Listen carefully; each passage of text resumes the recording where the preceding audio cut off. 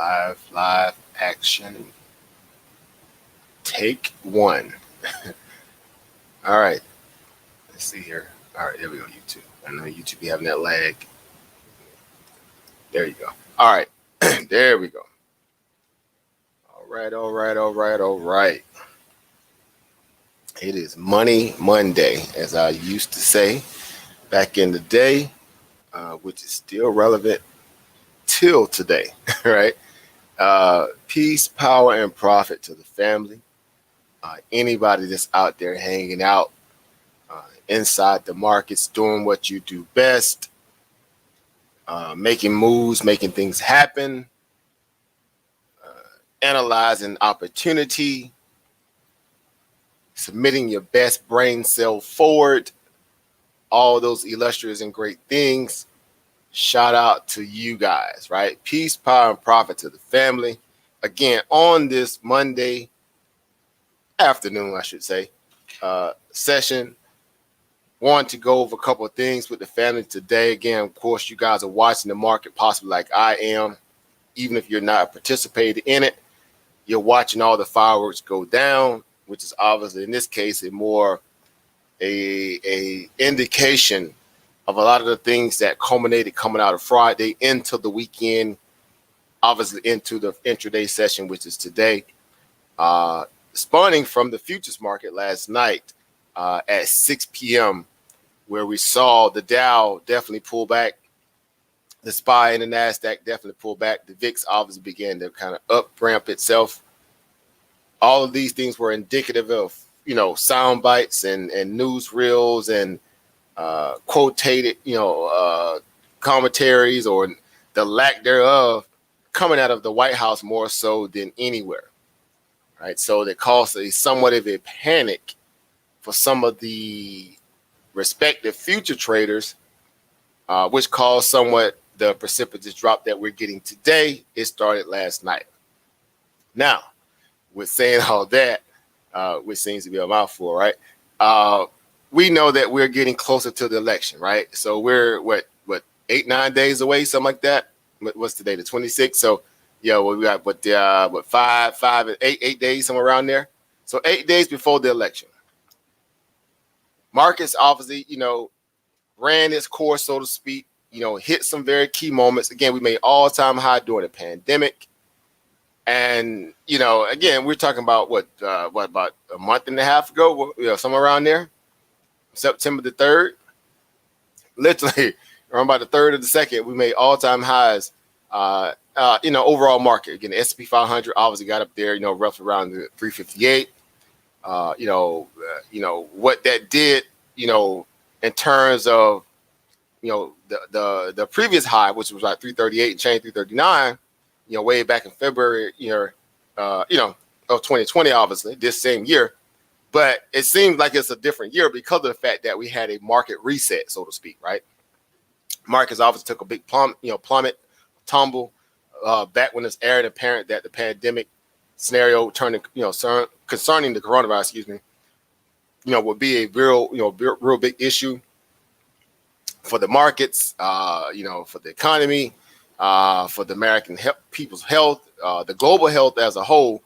Everybody began to kind of somewhat panic a little bit, right? So of course you have those scenarios happening in real time. People are starting to make the type of decision where they're trying to backstop the future, so to speak. So again, a lot of people kind of outflowed the market. They took money out, they repositioned themselves, prepare for this ideal of a pandemic, and again, rightfully so. You never want to be overly leveraged. So a lot of people sit their margin accounts, is my point.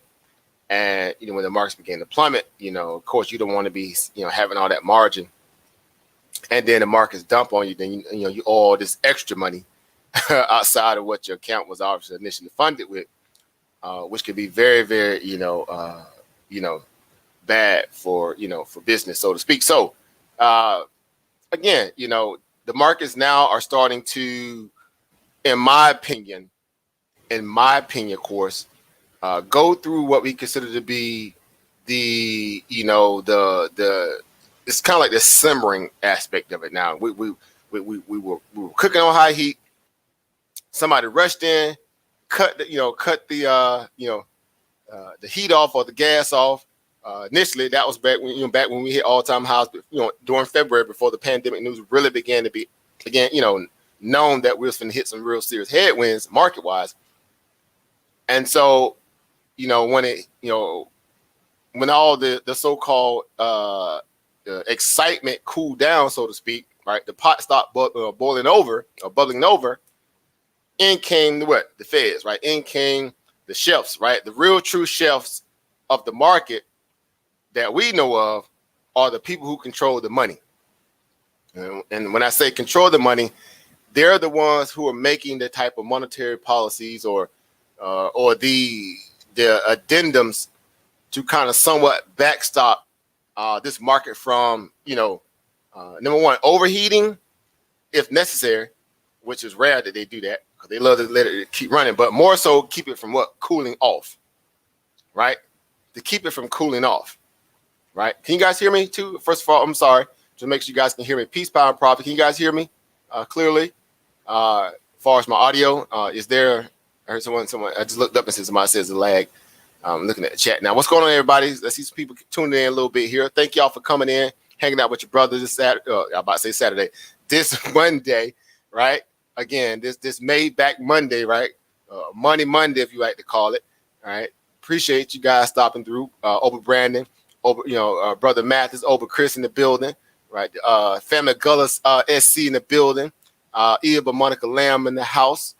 Family Sawa in the building. Family Jared Palit in the building.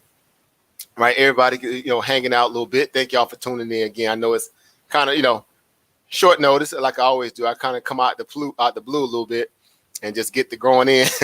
But more so, I wanted to touch on somewhat like I was, prefacing the conversation. In essence, to where the market's at, right? Where is the market in relation to, number one, where we came from, right? Let's put this on a more, a more lucid chart perspective here. Let's go to the daily here. Again, I'm going to share my screen here. You guys can see exactly what's going on here. And what you see here today, well, what we saw obviously back in the past when we was kind of talking about the market even back then. Of course, we was playing the market, day for day like we always do. And, when we hit that turning point, obviously back in October, again, close to that point now, we're getting back to when you always look at the 52-week chart, the 52-week chart says a lot and sheds a lot of light on what we call, chart memory, right? Buyers and sellers, memory, so to speak, right? And in essence, to how people perform during certain times, right? On a cyclical, times, time span, so to speak, right? Again, from November to September to November, December, and January, whatever, right? Whatever you have your best so-called foot forward or energy forward in terms of the market. There's a moment of record keeping that's happening to kind of give you some insight exactly what's going on in the market. So again, we saw that uniformly, pretty much for the entire month of October, because October typically is somewhat of a odd month for markets on a historical context. They like to call it the October effect. If you guys not familiar with that, you might want to Google that. That's actually a terminology or phrase value that they use in the stock market. But back then, of course, if you're looking at it here, we had an opposite pullback, early on in the month of October, going back of 2019. Rounded bottom off, of course, clear as day here. Bounced off the 200-day moving average here, clear as day again, right here. And then we, proceeded to take out some resistance here about, 298. And then from there, it was just a complete takeover by the feds, by the powers that be, the pump protection team, BlackRock, Goldman Sachs, JP Morgan, the usual suspects, right? Citigroup, all some of those other guys. And they methodically just cleaned up the rest of the entire month with a nice little clean uptrend. Not a whole lot of fear. For the most part, it was just a clean move for the entire month, right? Now, barring the fact that, of course, we didn't have an election that was coming up the next month, right? So the continuation was just very, somewhat the same as usual, right? Business as usual, right? Keep the, keep the printing press rolling, right? right? Don't stop the party, so to speak. And so what you're looking at here is a non-stop party where the market just moved up efficiently, like almost like a straight line, which is obvious in this case. When you look at an investment cycle, again, we talking about a year, 3 years, 5 years, 10 years, whatever. Of course, everybody wants to have a chart that looks like this over that time span, up and to the right, right? Or as we know it to be as traders, a 45-degree angle, right? This says nothing shy of excellent, right? Because of the fact that, it held pretty much like day for day, right? Because this is the daily chart. So these are day for days. It held without giving you any kind of, real true fear signaling, based on just the daily candles alone. And of course, inside of those daily candles, you got 1 hour, 4 hours, 35 minutes, 30 minutes, whatever you use. Of course, that seems like, oh man, this is odd, this is weird. But for the long-term macro trader, this is beautiful. I mean, because if you look at that, look at that stint there from October, again, like I say, around the middle of October to, February, before, again, became apparent that we was dealing with this coronavirus, the pandemic had hit the globe, this, that, and the third, what will particularly do for economies and whatever.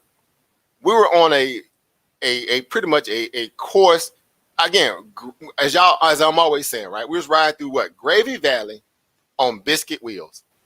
The market could do no wrong from the middle of October of 2019 all the way up into February until we got that devastating news, right?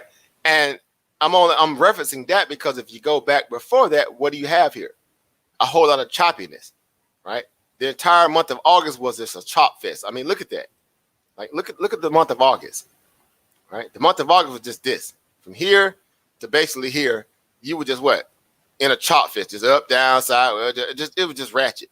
No real true expansion, right? No real true money making opportunity, especially even when it came to a lot of the options market. You had to sell a lot of premium at that time because buying premium was just catastrophic. You could not necessarily make a lot of money unless you were trading an individual stock that had some kind of egregious news, be it good or bad, that caused that stock to really explode, right? Up or down.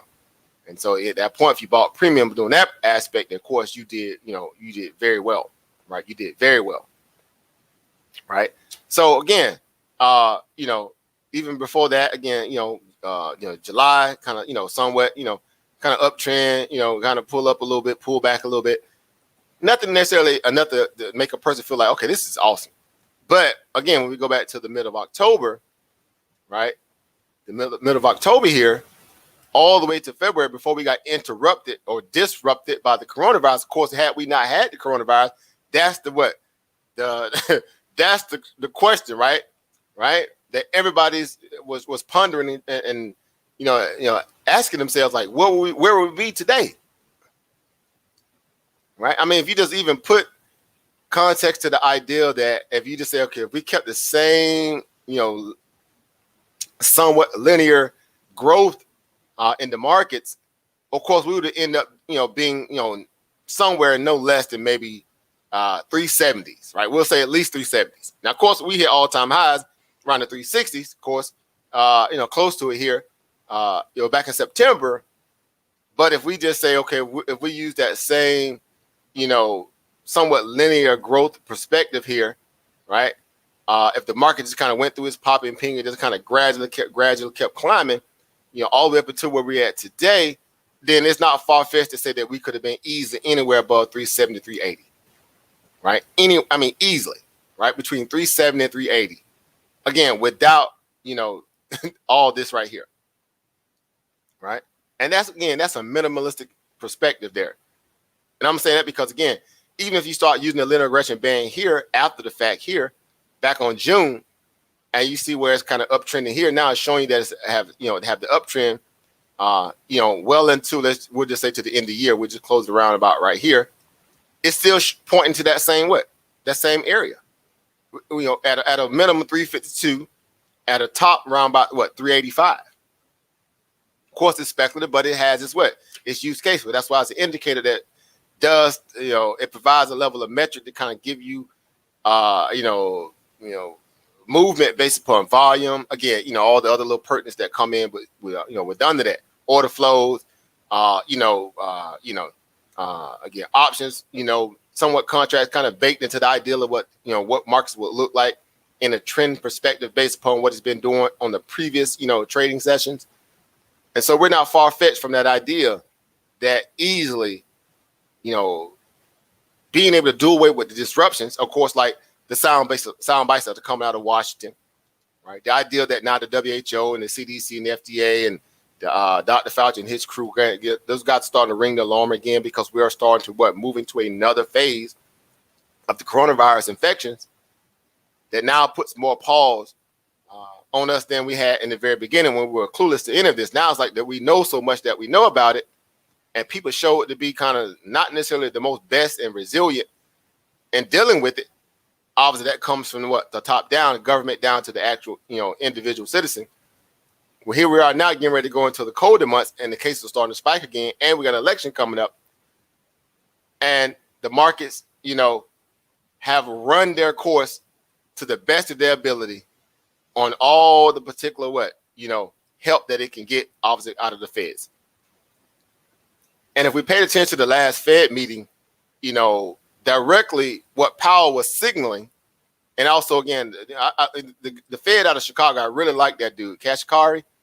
He's one of the most honest, and layman, term values in terms of how he really tells the American people what he's actually seeing in terms of our economy.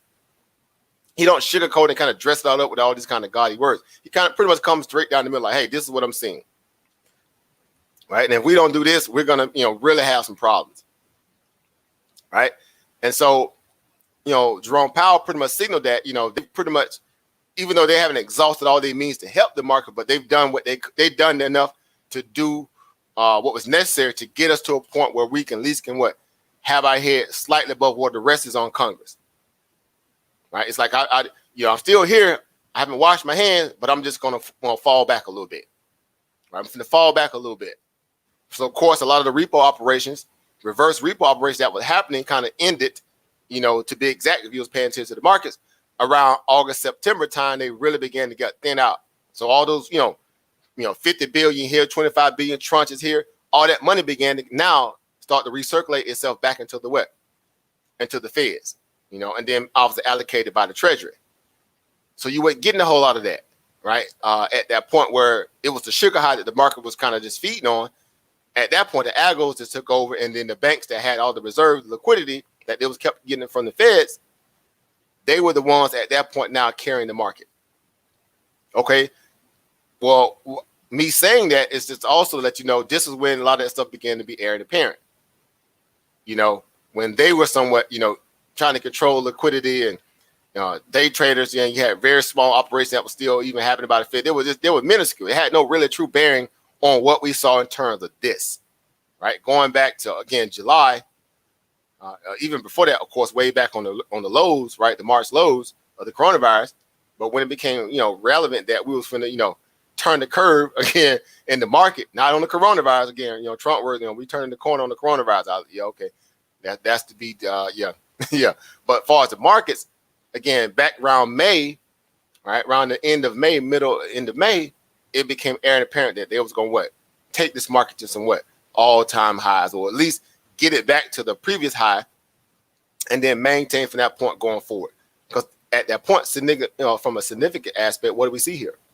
Right, we see a crossing of the 200-day moving average, which is obviously by anybody's metrics or standard, that's a bullish sentiment. That's a very bullish sentiment. Close above a 200-day moving average, maintain above it, don't break below it, and then from there, you just uptrend bounce, do what you need to do to kind of get your legs underneath you, right? And then just going about your business. That's exactly what the market did. Went up and made a all-time high. Up here around about 358, 359, some change, or close around that, right? So, and me saying all that, right? This okay, where are you going with this, brother Emporium? Where are you going? All right. My point is just this. With 8 days left for the election, where there seems to be an aura or an energy surrounding the White House or the administration that they're pretty much saying, you know what? We gave all the talking points that we can to get us this far. The rest is that we're not going to focus on. We're just going to focus on the elections. We're going to focus on, what if of the vaccine scenario, and we're not going to talk about, and this is about how we should somewhat, defend again the ideal of the coronavirus from the American people, from the things that obviously matter in terms of getting people back to work, whatever. Those talking points are pretty much just gone at this point. And it was, again, to my understanding, when I heard that press release by Mark Meadows, the other day, it was just very revealing. I mean, if you want to call it a feudal slip or whatever, it was not that. It was more so what they, were already feeling, what they already have been purporting, right? What they already been saying is that, the virus to them is not so much of a bigger issue than the fact that they're concerned with elections and, somewhat, quote unquote, trying to figure out a way to kind of juice the economy to, in that mindset, make people feel good that, again, if they feel like the stock market is doing great, then that's a clear reflection on the great job that Trump is doing. And so we'll sacrifice some people to the wolves, so in this case, the coronavirus, if it still could make our country look good in the eyes of what? Our allies or our enemies, so to speak. And there lies where we are, today. Again, this whole idea where Trump actually came out, officially. He had been dancing around the idea for quite a while. He actually came out officially, about a week or so ago, of that, and somewhat denounced Dr. Fauci publicly at this point. And he really made it official that, hey, I'm not dealing with it. Called the guy a quack behind, closed doors. Even had some of the Republican colleagues, even doing this, the Senate hearing for this new Supreme Court justice. You've been listening to some of that, craziness. They're coming out somewhat saying the same thing, as if to say that, the idea that, science doesn't have a place in the administration at this point going forward. As if the coronavirus is taking a day off, right? It has not taken a day off. But now the administration is pretty much washing their hands to a degree, throwing up their hands to a degree and saying, you know what? You guys are pretty much on your own. How many times did he contradict Dr. Redfield or the CDC? His right hand cronies and Alex Azar, whatever his name is, right? And all those guys, again, they had to kind of eat a whole lot of crow, because by the science standard, they know and they knew that they couldn't say certain things, but they were bullied into saying what the president wanted them to say when given that national stage. Of course, Dr. Fauci, when he was available to give press releases, him and obviously Dr. Birx, they tried to stay neutral as possible. Whether you for the value of the information he put out, you against it, whatever. Everybody was trying to figure out what's the best way to deal with this coronavirus. But the markets, again, through all that kind of bickering and fighting and inconclusive science, the ideal of, open America back up, just that third, then only to kind of find it going back into what? Closure and shut down, businesses going under for good, right? Because they did not mitigate this virus in the way that they should. And so clearly here, if you're looking at the market from a place where you say, okay, well, yeah, we may be in a situation now where, it may get a little ugly here, going into the winter months. Again, their words, not mine. We're getting ready to go into a quote unquote words of, again, in this case, Joe Biden, a dark winter. That soundbite alone has markets a little bit, unnerved, along with the idea that Mark Meadows and Trump and the rest of those guys came out and somewhat affirmed that idea, because the fact that they're saying, hey, we've done all we could do at this point. The rest is just going to have to be up to the idea whenever we get a vaccine. Of course, y'all know the vaccine theory was that we were going to have one by the summer. Then that turned into, by the fall. Then that turned into, we'll have it by October. Then we'll have it by, before the election. And now it's like, okay, we'll have one very soon, which we knew that it wasn't going to be the 2021 anyway. And we talk about that way back in May, April, because pretty much it doesn't work that way, where you just kind of up and just find a vaccine out of thin air, right? With the aspect that you have to, negate testing, proper testing, controlled testing and all that. It doesn't make, it's just not relevant. Science does not agree with that, no matter how you're trying to rush something in the market, right? But of course, it was enough to keep, kicking the can down the road, dangling a carrot. And markets, because of that, again, which are forward-thinking mechanisms in its own right, they could care less, right? The markets could care less, right? Markets could care less. Because all you saw from that point on was just a series of what? Higher lows, right? So when I'm, given an understanding of how to look at the market, right? Or in this case, lower highs, I should say, you want to look at those things, right? Even on the uptrend, right? Even though, the higher lows at that point were just very instrumental, right? You got higher lows, right? Let me change this color here. That way it stands out. So you got higher lows here. You got higher lows here, right? You got, obviously some stagnation here across the above 200-day moving average. Clear as day bounce here. So higher lows there, right? And all the way up the chart from that point on, right? This been the biggest dip coming out all-time highs. You got a V shape or somewhat of a cup and handle starting to print here. But today was unexpected. The trend that they fought so hard for last Friday, and that's to try to hold the market, got sidetracked by some bad sound bites coming out of the weekend, right? They got sidetracked by, again, that sound bite coming from Mark Meadows, and it caused the market to lose its trend. Of course, we lost a 20-day moving average there, right? We lost that potential, U-shape or fry pan shape bottom or J-hook pattern movement in the markets where you could have said, okay, well, we fought hard to get back some of the gains that we was losing Friday because everything else was red. NASDAQ, Dow was red. SPY was initially red, then it fought back, right? It fought back, right? It literally fought back and was able to close up green on the day, going into the weekend. Clear as day. You see right here. Barely, but it did. Again, it fought back from a downtrend and got all the way back up to a point where, boom, we was able to kind of close green, which brought in the idea that, okay, well, maybe we may catch a bounce here. We've already tested the 20-day moving average here, clear as day. Again, roughly around that 342 area. And from here, it's kind of moonshot, right? Slingshot, so to speak, effect. Rubber band effect, clear as day. Get back above the mean line of linear regression band. 347, 348 was the target that everybody had on their radar today. Obviously, before the future market opened up, I should say, yesterday, right? And then from there, let's see if we can launch and go take out the all-time highs potentially, by this week headed into the election. Because again, the things that everybody was, somewhere in their mind was saying, okay, well, we getting close and close in terms of stimulus talks. The perspective of the stimulus talks became, okay, well, this is the most, friendly that we've been seeing somewhat the Democrats and Republicans. And I'll say this is not necessarily because, on the individual level, but just from a place of just saying, they're getting close to something. Right. Of course, we saw the Republicans take it from 1.8 trillion up to 1.9.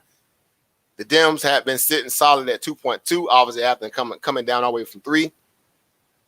But the negotiations were starting to really seem to show some kind of level of clarity, right? And I'm saying because you got the Republicans to come up from 500 billion to a 1.2 trillion, right? To 1.6 trillion, and now 1.9 trillion. That was all Republicans on that point. Well, and I would say the last 2-3 upgrades were strictly Mnuchin and Trump cut load those guys, right? They just said, you know what? We're not going to sit and play these reindeer games with Mitch McConnell at this point because guess what? We getting close to the election. This is only this can make the president look good if we get a deal. Of course, we know the American people need it, but hey, they can wait, right? This whole idea of making you wait for money that's already yours. And while they sit here again and try to, play, again, politics with your life for voting, purposes and voting rights and likability and congeniality kind of things like that, right?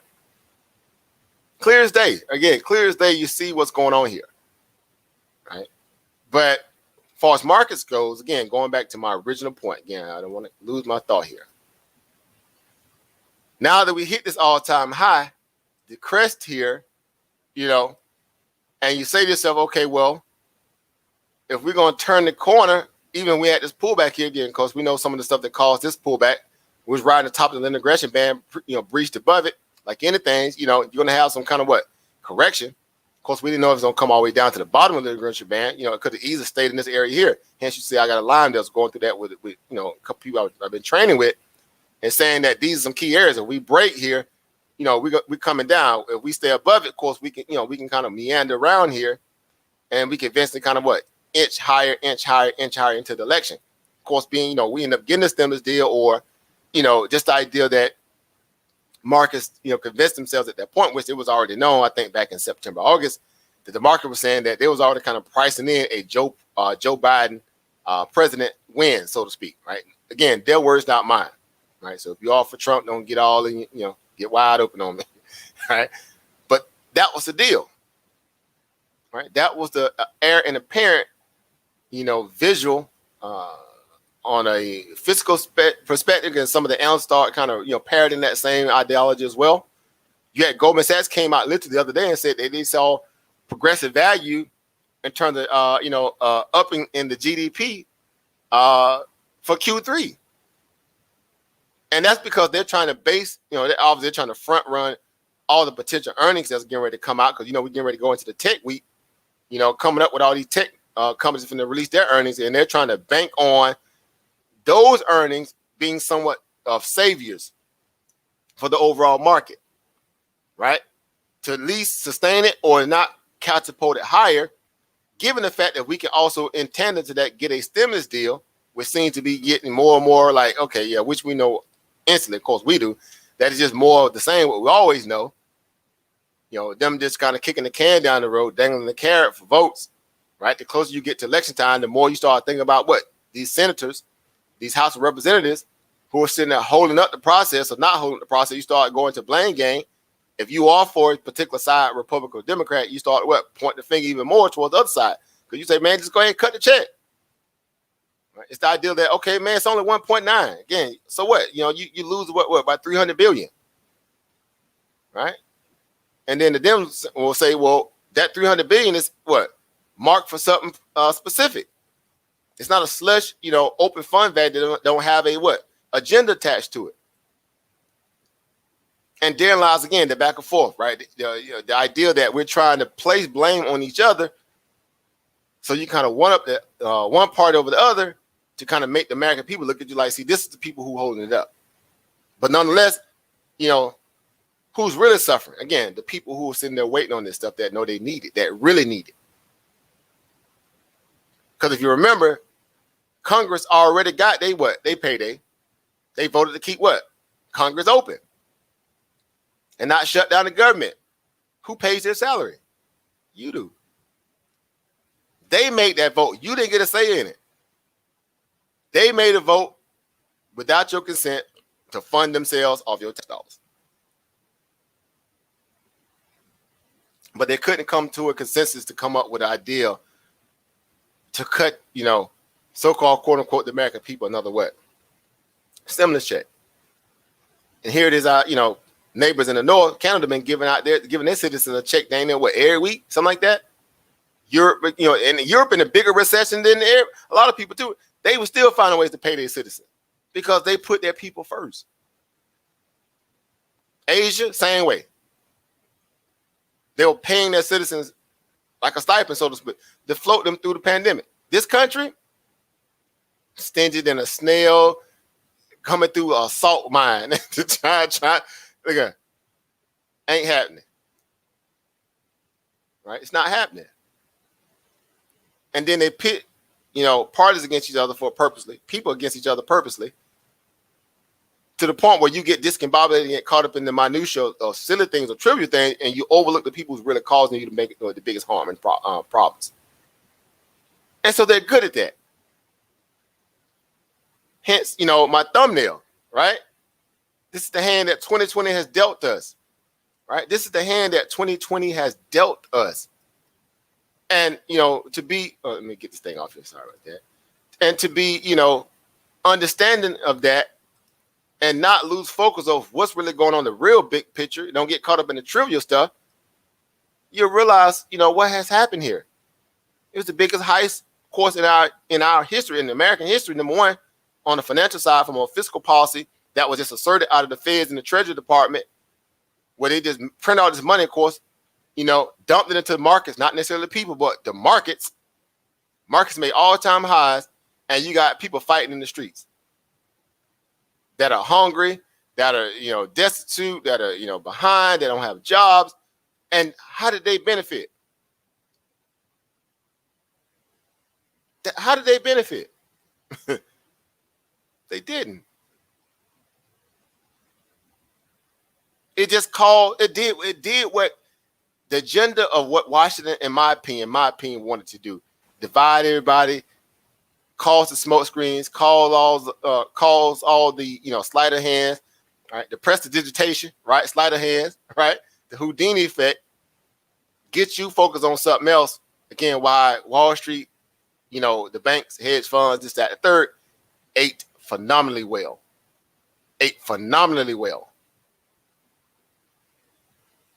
Back in the old days, I don't know if you guys are familiar with the market way back in the early 1900s, 1800s, they used to have these little houses, kind of like, if especially in the black community, y'all know we got what they call the number house, where you run numbers, right? Old school, right? That was our way of doing our own little kind of lottery back before they even mandated a real lottery. Of course, back in the market days, they used to call them bucket houses.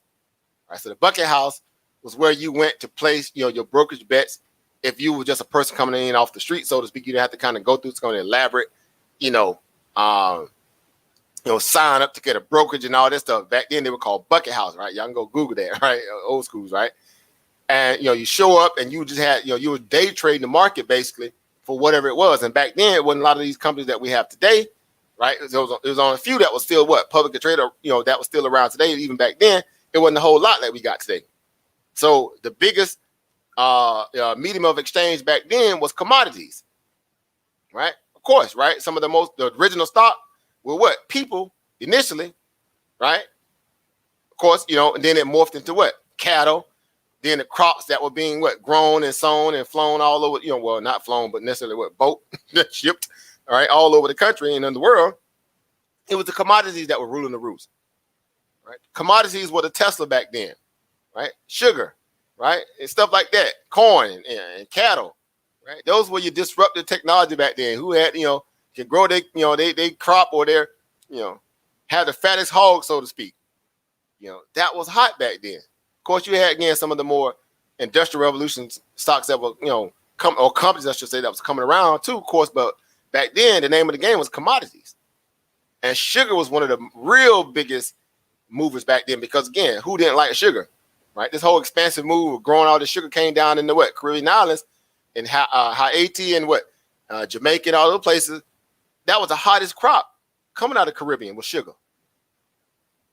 And it was being distributed across the entire globe because everybody wanted it, especially Europe. Europe went through a sugar craze like none other. Right? And that's the whole idea that, they were saying, how it just destroyed a lot of their people because they get, hooked on the sugar and the teeth and the hypertension and all the stuff that it did for the health perspective. It really, again, dismantled a lot of their health. But nonetheless, again, y'all know this stuff again. When it's hot, they're going to keep dropping it, right? Drop it like it's hot.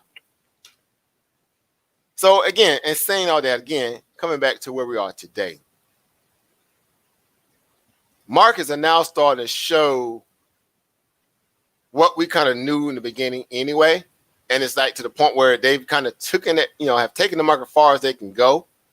And I said it earlier because the Feds have done enough and Congress has to do the rest. And this is pretty much the Congress mashup here, right? If we was to put this into a somewhat of a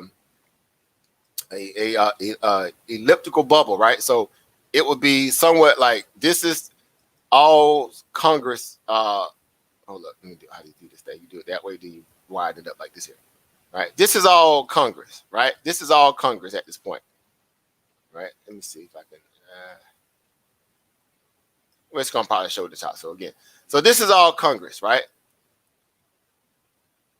This is them having the ability to, barbecue a mildew. Feds say, hey, we did from here all the way up here, right? Now it's on you guys to do y'all part, right? Now it's on Congress to do their part, right? And, this is like, well, we need votes. A lot of us are coming up for re-election. How can we use this as a way to make, get people to kind of fall into lock and step and vote for us, right? It's not so much the value of how much, because they showed that on the first stimulus deal. It's about trying to be spiteful towards one another. Again, the whole idea that them against Trump, Trump against them. Again, Trump being the president of only red states and red states only. Again, his words, not mine. Don't get any feelings if you're a Trump fan. You got to understand how to read between the lines. It's not be emotional and be your own adult. And Democrats saying that, we're trying to look out for everybody, but ultimately they still trying to also now bring in a lot of things that wasn't, formatted in a way where we know it's kind of testing the structure of the laws. Again, the idea with them is just trying to take care of a lot of the American people, but also immigrants and all that stuff as well, right? Even to the point where they even put that into the new stimulus package, if I'm not mistaken, that they want to give people with a ITIN number also a stimulus check. And if you guys are familiar with that, that means those are people who are not undocumented people who in this country, quote unquote squatters, and they want to kind of cut them a check too, for those that they can account for it in that being. So of course, Republicans ain't going for that. So you can see both sides are trash. Again, my opinion here, both sides are trash. Hence, that's why they had a stalemate. Because neither is going to give up on certain aspects of their so-called party's ideology. Again, Mitch McConnell been coming out lately. He been all on TV doing a Senate debate with the one lady that's going against him in Kentucky. He out there laughing on stage when they were talking about serious stuff for us coronavirus. He up there laughing. Couldn't make this stuff up. I remember I should pull that sound about it, but I don't know. Y'all get it. I mean, people can clear less. Again, of course, they always talk a good game, but they are not going to deliver, sound, policy and things to really kind of do what's necessary for people. Because again, like anything, they're going to push you to the brink if they can too. It's a way of kind of browbeating you into a submissive place. So you just say, I'll take whatever you got. It's the oldest trick in the book. During the time, and on top of that, again, we're in a divisive environment. Red states against blue states. Again, West Coast against East Coast, somewhat. Money still ain't been trickled down. They didn't cut the unemployment benefits. The only thing people really got is moratoriums on rent and all that stuff. And that's some of that stuff is already still starting to go forward, because turned out to be is that even though they initiated another moratorium, emergency moratorium under the last executive order, but all it did was it gave the landlords the ability, as soon as it ran out the first time, to go ahead and initiate the eviction notices. So they've already filed the eviction notice. Of course, the sheriff can't come deliver it until after the actual emancipation of the moratorium. So that means they went ahead and superseded the idea that when the day comes, they're not had to even deal with the paperwork because it's already filed. So literally the next day after the moratorium emancipates, the sheriff can come knock on your door and evict you. Now, mind you, you ain't had no stimulus check. You probably still unemployed. This, that, and the third. You got no means of income coming in, of course, unless you're hanging out with us, right? That's why we do what we do. And, you could be out on the streets literally the following day.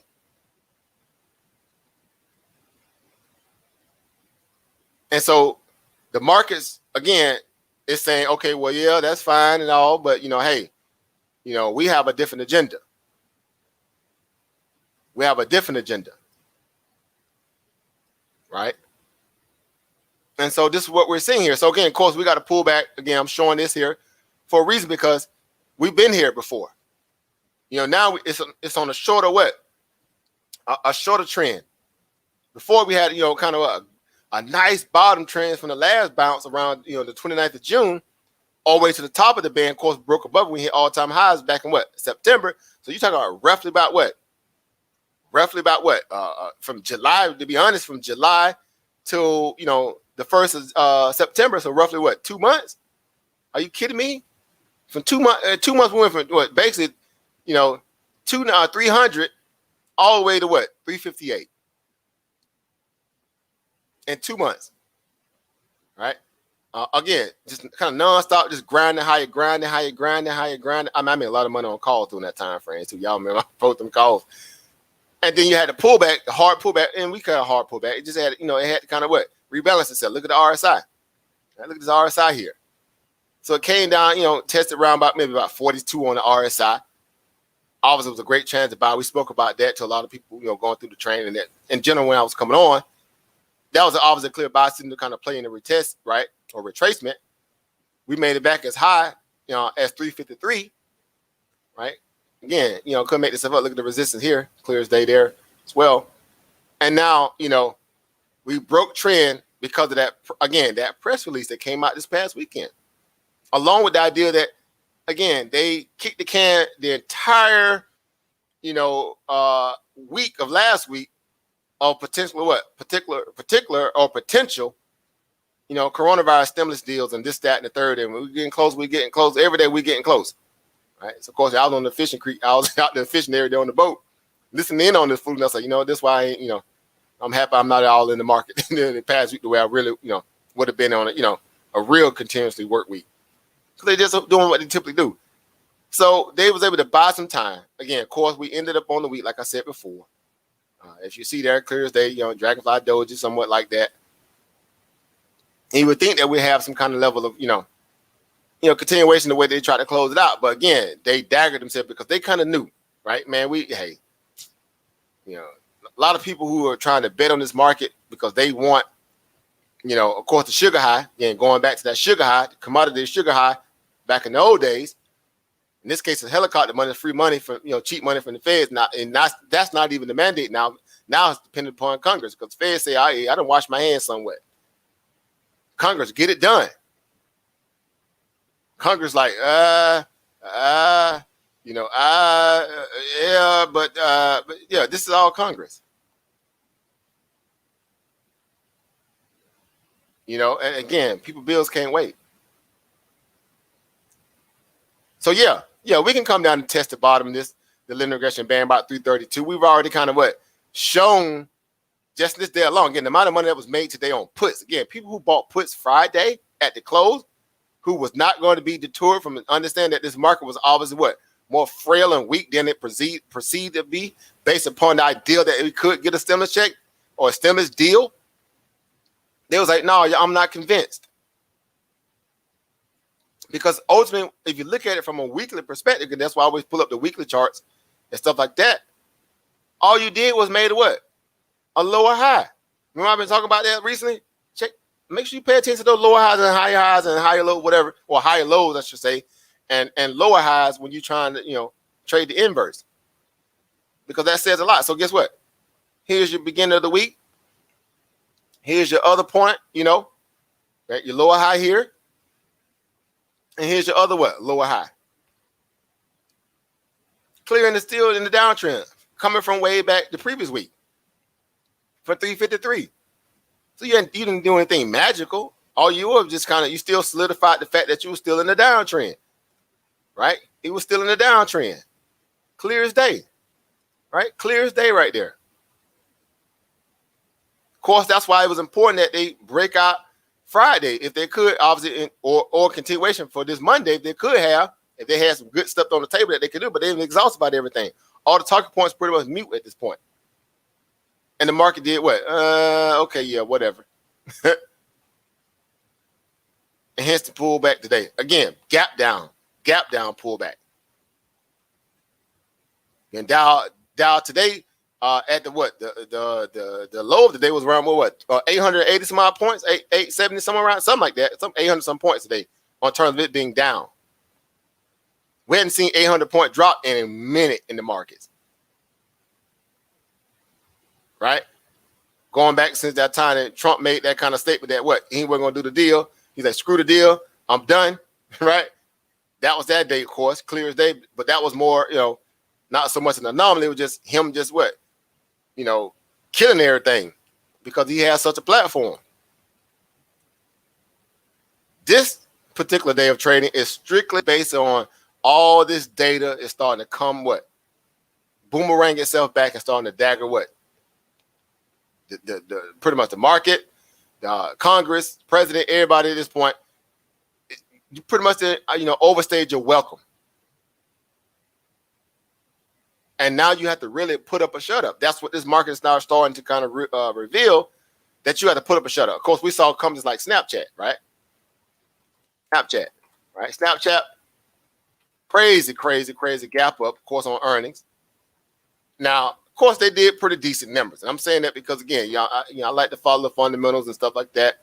Again, of course, looking at the chart, you see, like anything, their March lows, again, it was down there $7 a share and $8 a share. And that entire time, like the S&P 500, of course, it's better than it now because of the gap up. It just grinding higher. It just grinding higher. Got from 7 all the way up to like 26, 27. Hit some resistance, clear as day, of course, pull back, right? You see the downtrend here, obviously confirmed from here. There's your lower high. All right, so that means we're going to start a downtrend. For how long? Of course, that would be dependent on the bulls, right? At that point, or the bears get exhausted and sell after they feel like they got all the meat off the bone. And then they start covering, and then now bulls start to play that position to get back in. Of course, when they got back over the 20-day moving average, it clear as day, that was the buy signal. Because now people started to think about what? Earnings. Just close out the earnings. Okay, yeah, we'll start front loading here. We cross over the 20. Okay, that's a what? Indication, clear as day. Let's ride. So that was your buy-in, around about 22. And it just inched, pretty much inched higher all the way up to like 28, up until actual earnings. And then from there, massive gap up. And so, like anything, we always say what? The 3-day rule, right? It never fails. That 3-day rule kicked in, right? Which is obviously today, that is, right? The 3-day rule kicked in. Hold on, let me go over here. And the 3-day rule kicked in, and what do you have here? All right, you got those guys right there, right? And 3 days kicking in there. And then here it is, the third, well, actually, after the third day, here you go. Red day. Spawned on by the market, of course. But that's all you need sometimes is what? Is that kind of catalyst, right? You just need something to kind of spark it. That's how markets react. That's how markets move on a daily basis. Especially if they have correlation to the S&P, right? The SPY, that is. So obviously hard pullback today. Again, woke up this morning, meaning the stock itself is trying to make that kind of, what we knew was going to be a fake out course, right? Clear as day.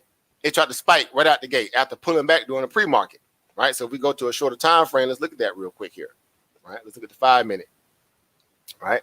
Clear as day, right? Throw the extended chart on there. Look at here. Pull back, right? Pull back. This is all pre-market, right? Pre-market, it was already kind of trying to following up from what it did Friday. It opened up, gapped up, ran about, I should say, to 44, then shot up and went even higher up near 44.20, 44.30. After that, downhill trend. Downhill trend pretty much for all the pre-market up until around about near 9 o'clock. Of course, at that point, y'all know what happens at 9 o'clock. If you're not new to this, you're going to be true. You can learn to be true to this. In came who?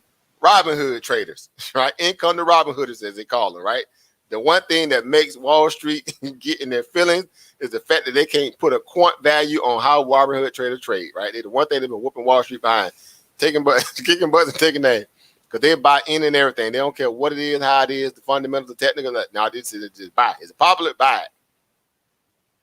And so in came the Robin Hood traders. They got it back off the lows a little bit. This little bounce here, around about 42 and 42 and change. Parrot back some of the the loss that was starting to turn from the downtrend. Soon as the market opens up, kind of stalls a little bit, pulls back, and then shoots up. Went up as high as 43 and some change.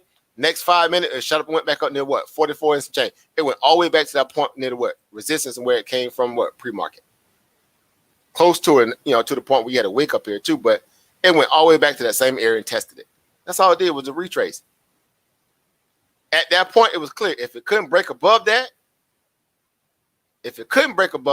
now you want to start looking at what? Potentially what? Taking a short position, because it already had what? Made a hard 3-day run. 1, 2, 3. That was your 3 days. And the matter of fact, it was like 3.5, because if you count the after hours, of what I think was that Thursday when they gave earnings, Wednesday, something like that. Wednesday when they released their earnings. So you had to run up on the numbers, obviously, of course, gap up from like 22 or 28, all the way up to like 35, right? And then the next day they took it from there, right? Then the next day you pull back a little bit, and then they took it from there and went high. And then that following Friday, they just ran it. I think our sister Monica obviously cleaned up on Snapchat calls, matter of fact, right? Shout out to her. Right. Anybody else that traded it too. And so now, all Snapchat doing now, again, on this third, official, third day, obviously I say official because now it's the actual, the 3-day rule kicked in. You had the 3 days. It's the 4th day, but this is kind of, here we go in the pullback. Because it was clear at that point, you got two things to happen here. You got to what? Make a new high, trend within that same area where you came out of Friday, not necessarily breaking the lows of Friday. Of course, in this case, it would have been around about what, 40, 41 and 42, somewhere around there. We'd say 42. Now, interesting enough, now 42 is the resistance that is trying to what? Break back above. Clear as day right here. That's the resistance now that it has now to try to what? Get back to, in essence, to try to what? Keep its trend intact. Could make this stuff up, right? Let me see if I can do an alert on this thing. I don't know if I got any more left. Yeah, no worries. Y'all get it. So $42 there is the next. Now it becomes benchmark resistance for what? Snapchat. Now, of course, people made money. I mean, good money, because those calls were dirt cheap. The calls going in Snapchat earning was so dirt cheap, man. It was pathetic. We're talking about $5 or $10, $15. All the people cashed out with about 700-800%. That got in back doing this perspective, though, way down here. They were paying like $15, $20 like that, and they end up making, again, man, seriously, a ton of money. A ton of money. On literally, gas money for some people, whatever, right? Chicken box money, if you want to call it that. Right? And so here you go. So now you got, almost like somewhat an inverse head and shoulders on off today's trading session. But clear as day, resistance at $42, staring down the face of these Snapchat, buyers who, particularly if they didn't sell Friday, which is odd if you didn't think about it, because you had 3 days or 3.5 days of gapping up, to be bullish on Snapchat. At that point is to say that you're just trying to be a long-term holder and holding. But if you day trade, of course, all the tea leaves were there. The signs were there. Get your bag and go. All right, get your bag and go. Even the linear regression band is trying to what? Trying to expand, profess that to a degree right now. Now, that don't necessarily mean it can, respect this trend, because of course you see it's trying to pierce above it here. Again, this is an intraday chart. It doesn't really kind of put context and know how the day will finish out or close out. Here it is about 3 o'clock here, actually going into power hour, right? You just got to kind of pop it up, outside of it, but still trying to what? They're trying to push it back inside of it. Meaning the bearish traders, right? So if it closes inside this band, above the 20-day moving average, that gives it some kind of, a breath of fresh air for bulls. If it closed below this 20-day moving average, then that could be problematic. And this, of course, on the 5-minute chart, but there's different time frames that you look at for a reason, right? Because it gives you more clarity. Of course, if you lose the 200, it really can get dusty, right? It can get dusty for Snap. I mean, at that point, it's going to give back some of its gain. And rightfully so, it can afford to, and it necessarily not kill the entire, uptrend that Snap has been able to kind of now somewhat, that it has gained. I use that scenario, and still be in play, right? Going forward into the end of the year, if it can just maintain. So again, for me, $39, $40, somewhere around there, I would say 39 is a real good place, right? A really good place. If I had to say what's my ultimate bottom, if I got anywhere down here in the 30s, to 39 or 35, I should say 35 up until around 40. That would be my line in the sand. You know, if you like Snapchat long. Now, if you trade, day trade it or, whatever for earning, of course, you should have been took that profit, right? You should have been clean, close that clock down, instantly, right?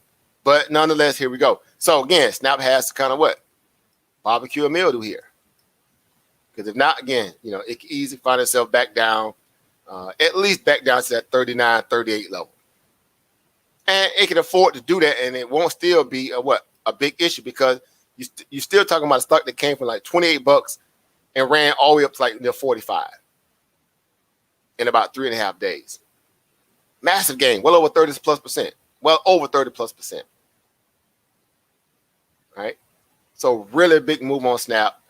Again, it needed to be, the perfect environment for it to have continuation. Of course, that being the SPY and everybody, everybody else around it, contributing and doing their part.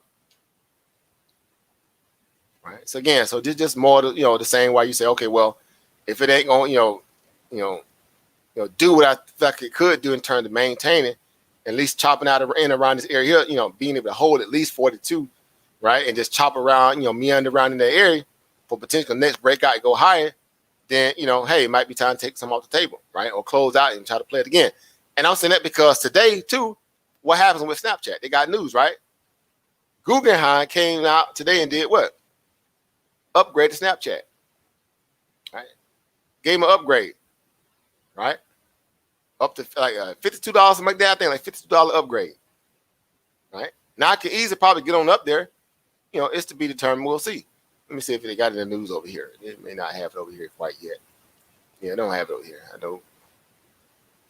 Trading, it's hit or miss with trading when it comes to news. Of course, I don't come to trading to get news, but sometimes they have it in there, sometimes they don't. But nonetheless, they got a $52 upgrade on the stock, and of course, you wasn't that far off at that 44, 45. Being able to hold, if the market was up today, of course, banging out to the upside, meaning the SPY, then by all intents and purposes, you could have easily picked up two or three more extra dollars today in Snapchat. From where it closed out Friday around, again, 43 and change, you could have ended up being around about 46, 47. Put you more in strike range to kind of be close to that that $52 price target. Going into, again, the election, or even just the end of the year period. I mean, that still was a good run rate coming off of $28. Right? So, again, now that's like, okay, yeah, good luck. Good luck. You have to fight now. Because now, with every ticking day that goes by, bulls that were in, back during those time, that time area of, the 30s to the 30 to 40 area, they're gonna start getting weary, right? They're gonna start getting weary. Like, okay, yeah, let's get this starting. This party's over. When that breaks, if it breaks, of course, then it becomes those people who are buying in at 28 into earnings. Now they're gonna start sweating a little bit, right? Of course, that's a whole lot of what ifs, but we're just putting it into a lot of different frame values that what particularly could happen. Neither here nor there until it actually happens, but that's what we do, right? We have to kind of forecast the market the best we can, right? Hence, also why the pullback today was just obvious in Snapchat. So, of course, I shorted at Snapchat today, right? Your brother definitely got in on that action, right? On some of this pullback here, it was just clear. I mean, when you had that kind of scenario like that, clear as day, running back up into resistance, that was just thought to shape the bears and then work. Bears got greedy and hit it harder. And there's a big short there from that point around 44. Press that baby all the way back down to like 41.50 something. Within the first 35, or 45 minutes in the market, that's a big move for Snapchat in any direction. So Bears ate really good on that pullback there, roughly over $3.50 some odd cent per share, shorting that. If you bought puts or just shorted it outright, a naked short, it was a good short. Everything from that point on was just again, a series of lower highs, right? Lower high there, you got a lower high over here, right? Almost like a little double top scenario there. A lower high back starting to form over here now. Right? Clear as day, like I just said there and said earlier, if you're going to break above the linear regression band, you better get to it and get after it. Because if not, right, Bears going to see that and try to push it right back down inside. That's exactly what they're trying to do right here, especially within the last 40 or 50 minutes of trading in the market here. Clear as day. Something has to happen in the SPY, the S&P 500, to turn this, right? And, again, of course, it's just been it's just been all over the place today, in terms of looking at the SPY, right? If you look at the SPY, what do you see right here, right? Again, let's run over to that real quick here. Just really quick here. Right? Yeah, it's playing, it's playing, fight for your life, right? It's playing fight for your rights, right? It's trying to do everything it can to at least maintain some kind of level of, stickability within inside of this this 9-day moving average course, on the day on the 5-minute, but more so the hang around the VWAP, at least going into after, because at that point they can easily turn it and get it above it based on the the dark pools, I should say, the black market, the dark pool, because that's typically what happens after hours. A lot of dark pool come in and buy the market up, right, ahead of the futures market, to kind of catapult or give it a leg up so they can kind of run it if they're going to think about running it. But today you've seen a whole lot of outflow. Today was a day for the record books. And I'm saying that because this close to the election, you would think we'd be a shoe-in for the idea that they're all just kind of kicking the can down the road when it comes to the stimulus talks, that, hey, we can just maintain, if nothing else, above 340 minimum, and then we'll party, right? Up until the idea of maybe, making an all-time high. In this case, of course, it would have been nice for them to stick around this, 345, at least 344 to 345, and they would have been all right. But of course, they couldn't even, hold that area down. Because again, this is where the infighting is starting to come to a head now. Right? All the infighting is starting to come to a head now. Right? The truth of what we already knew in terms of coronavirus is starting to reveal itself. Over the weekend, we had some of the biggest cases since March? Out of the blue. Of course, they don't want to do any more testing than they need to, because it looks bad on who? Trump? You worry about looking bad because people find out that they got the coronavirus because they actually got a chance to get tested some 6 and 7 months later, as a barometer of what you should be doing or could have been doing way back then. You don't want that to be exposing what and how the administration, or just, I should say, government as a whole, has dropped the ball when it comes to that. So again, it's just more of what we already been knew, because of course we smart people over here. We use our brain, right? We use our brain, right? Matter of fact, what's the name of that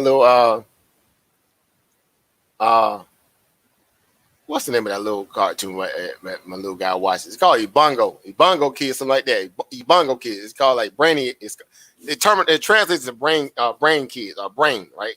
So it's like for brainiac kids, right? Yeah. So again, in this case, people that use their brain understand what's going on here. Right? We've been watching this since, again, it's the inception, way back in the March lows.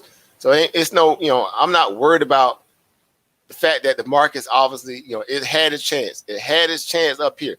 Not to say they can't go back, because y'all know, if them people say, if they wait to the last hour and say, you know what, bump it, we can go with the stimulus deal.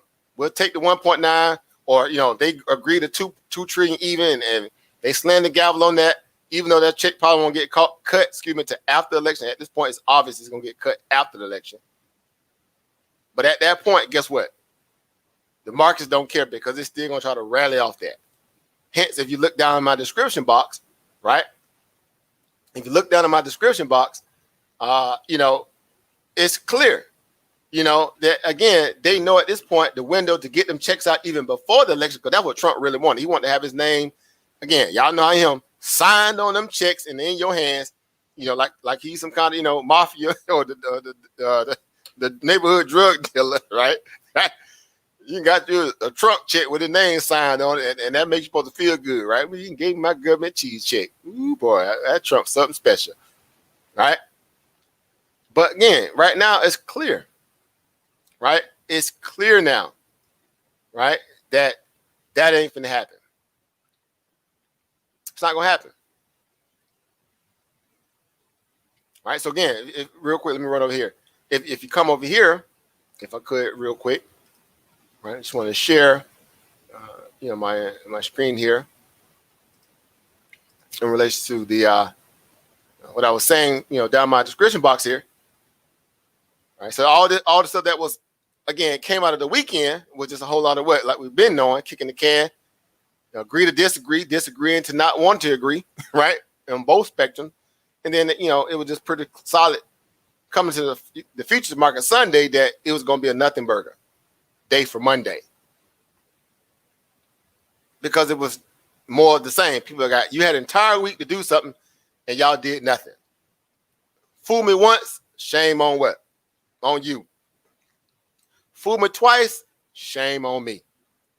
Marcus was not going to get fooled twice. After the run-up, they was able to kind of purport over the last 2-3 weeks on stimulus talks, knowing Congress is just doing what they always do.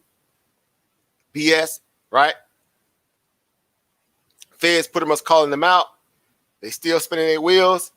It is what it is. So again, of course, meanwhile, U.S. Treasury Secretary Steve Mnuchin said on what?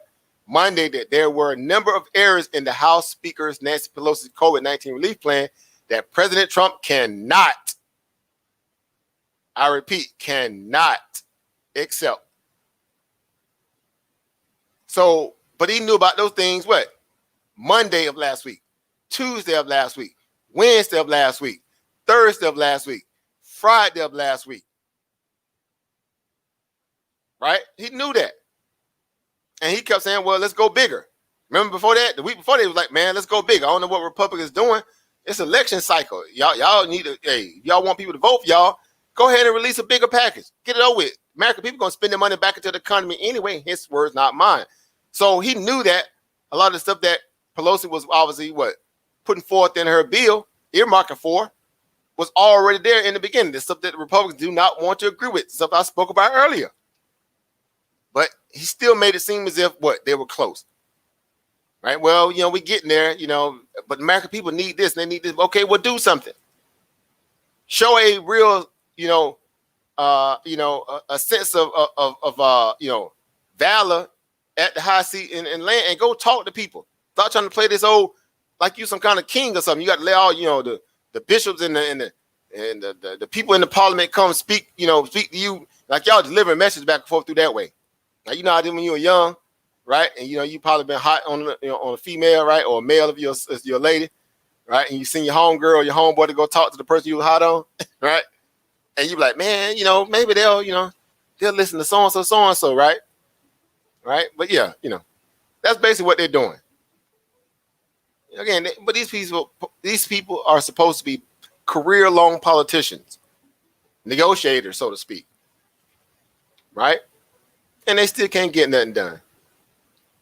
So, again, Monday, right?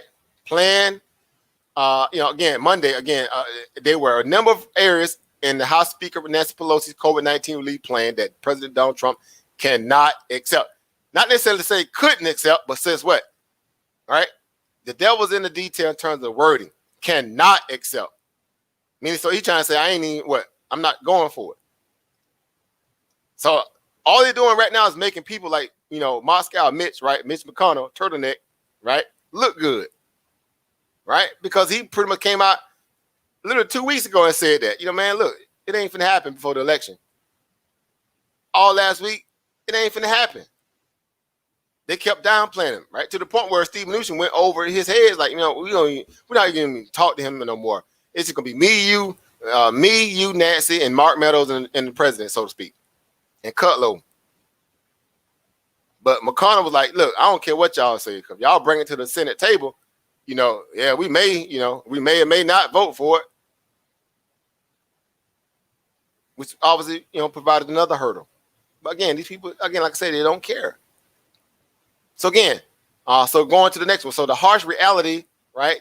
The harsh reality is it's going to be very difficult to get as much as $2 trillion, as the $2 trillion deal, even if they would have something today or tomorrow, said Ryan Dietrich, right, senior market strategist of LPL Financial, right, of North Carolina. So again, I mean, today just was like, man, like, I don't think there was any kind of even attempt as opposed to what we was getting all last week. Because it seemed like every hour, every 2-3 hour the time span that passed, there was some kind of news on the stimulus still. We're getting close again. I think we're about there. We getting ready to write down the language, the official language of what it's going to be. Now it's like, man, look, I don't even know if they even sent even got on the phone today. They might have sent a text message. Maybe that's about all they got today, a text message, if that. So starting to show you that they kind of starting to now realize that, okay, yeah, last week might have been a window of opportunity. It's speculative. Of course, me saying that's a speculative, synopsis, but that's how I looked at the market. That's what we saw when we looked at the chart, right? It carries that kind of look. Like, okay, yeah, this is your moment, right? Barbecue and mildew. We didn't kick the can this far, right? Let's go, right? So, but again, we'll see. Right? So again, as he's saying here, Ryan Dietrich is not going to happen until after the election. Again, kind of parroting what Mitch McConnell has been saying. And the more it happens, the more what? Fear starts to kind of ramp itself up, around the country, whether you for a candidate or not. So again, it says Wall Street's fear gauge hit a 5-week high as 60 million Americans cast their ballots in a record-breaking early turnout as Trump and the Democratic challenger Joe Biden enter into their final week of campaign. That's the first time in like forever where that many people casted an early ballot for president. Wall Street gauging it because they saying, well, man, okay, this saying a whole lot about what they feel like is already about to happen. And some of their early predictions too, because y'all know Wall Street been fancying up to people like Joe Biden. Not my words, theirs. If you're a Trump supporter, that Wall Street say, hey, man, we already trying to price in a Joe Biden president. Their words, not mine. So Trump's ability to juice the markets like he used to back in the early spring, way back especially last year, especially when Trump, and the tariff deal with China and trade wars. I mean, he was just, every other day, tweet, markets just rip. Now he's losing his what? His power. His tweets don't matter no more. Not like they used to. I think he's starting to realize that now. It's like a hit dog, right? He wounded. They say hit dog will holler, right? He wounded now. He ended up catching COVID in the last hour. Literally in the last hour, he caught COVID. Couldn't make this stuff up. Now, y'all know as well as I know. Again, whether you for Trump or not, y'all know a lot of people are wishing he would catch that virus. Go ahead and tell the truth. A lot of people like, man, I hope Trump catch it. Guess what I'm hearing people say that. I hope he catch it. I'm like, man, okay, yeah, he probably could because he's definitely reckless. He's shown that, proved that. Got his whole family. His matter of fact, his son and his wife caught it. Of course, proximity, of course, but still, it was very reckless. Okay, who you are? You ain't finna convince me that he was practicing the stuff that he was, supposedly supposed to be listening to from his so-called heads of state that deal with health and humane values in terms of CDC, the FDA, and all those different, particular chairs. They were pretty much telling you can't do these things. But as soon as they get around him, they get quiet and be like, well, that's an exception because he's the president. What? An exception? Oh, so the virus, knows that he's the president, and it's not going to, affect them any different. What? Again, that's what got the market pulling back today because Mark Meadows pretty much came out and said what? To Jake Tapper last night, or Tapper, whatever his name is, over at CNN, that what? We cannot control the pandemic. That's all the market needed to hear. Algos heard that and commenced to selling. True story.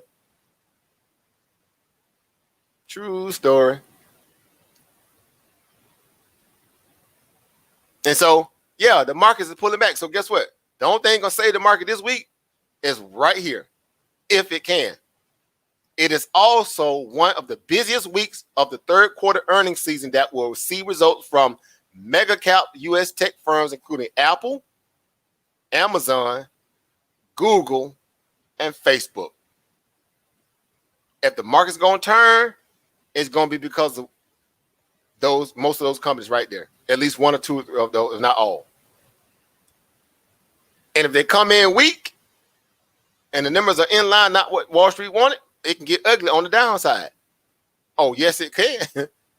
Oh, yes, it will. Right? Oh, yes, it will. So yeah, be particular of that. We're not out of the woods yet. Because without that stimulus deal, which is everybody banking on, because see, this is Wall Street. See, this is Wall Street here. Right? That stimulus deal, this is Main Street and Wall Street, but more so Main Street. These are the people going to cast a ballot for people sitting in Washington that can particularly affect Wall Street. Now, Wall Street seems like it don't care, but we know at the end of the day, yeah, it's under the same, scrutiny to a degree. It has more privileges than Main Street, of course. Way more privileges, but it still will have to answer to that, potential, if Joe Biden win and all this, up in their ideal of a capital gain tax. Of course, that's what he's been saying that for the longest anyway, so it's no secret. But yeah, he could potentially up the capital gain tax. And so, Wall Street trying to, again, cozy up to him because they trying to say, well, hey, take it easy on us. We trying to make sure we price you in, but ultimately then, look, y'all know how this stuff works. Everybody trying to hustle each other. All right, so we're going to see. We're going to see. Right? As they say, we're going to see. Right? Or they're going to learn today. Right? One way or the other. Right? So it goes back again, as you can see my picture here. Right? If you can see my picture here. Right? My avatar for today, I should say. Right? What if I told you? What if I told you, right, that this was already somewhat planned? It was already kind of mapped out. It was already put into some kind of frame of reference or context at this point to gotten us this far just to leave you right here. What if I told you that? Of course, they had time to do this stuff way back when they said it was obviously adamant moment to do it, and they chose not to way back during the summer. We're supposed to get a second stimulus check around what? July, September, August, between July and August, somewhere around there. Didn't happen because some of the economic data started coming back and started showing somewhat of a slight improvement, but we know what that was all about. That was just a retracement, meaning people that were already laid off just went back to the job. They just get a new job or start a new job or start a new business. They just went back to work. So they counted these people as what? On the, as a lessening on the unemployment claims or actual adding jobs on the non-farm payroll. Hustling people. They said, okay, well, we kind of, because they still got to go by the economic data. So, of course, they're going to read out exactly what they're seeing. In essence, to it being somewhat of a recovery. Republicans said, oh, okay, good. We ain't got to cut no checks then. We ain't got to cut no more checks. They all right.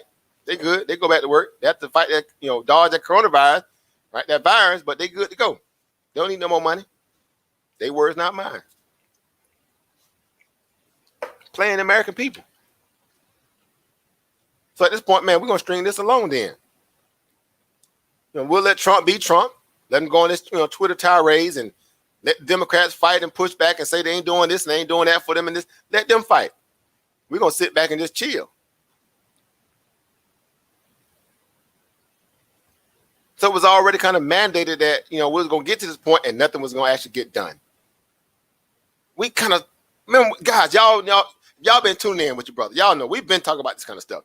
We've laying out so many different ideologies, so many scenarios, what could happen, what probably wouldn't, could happen.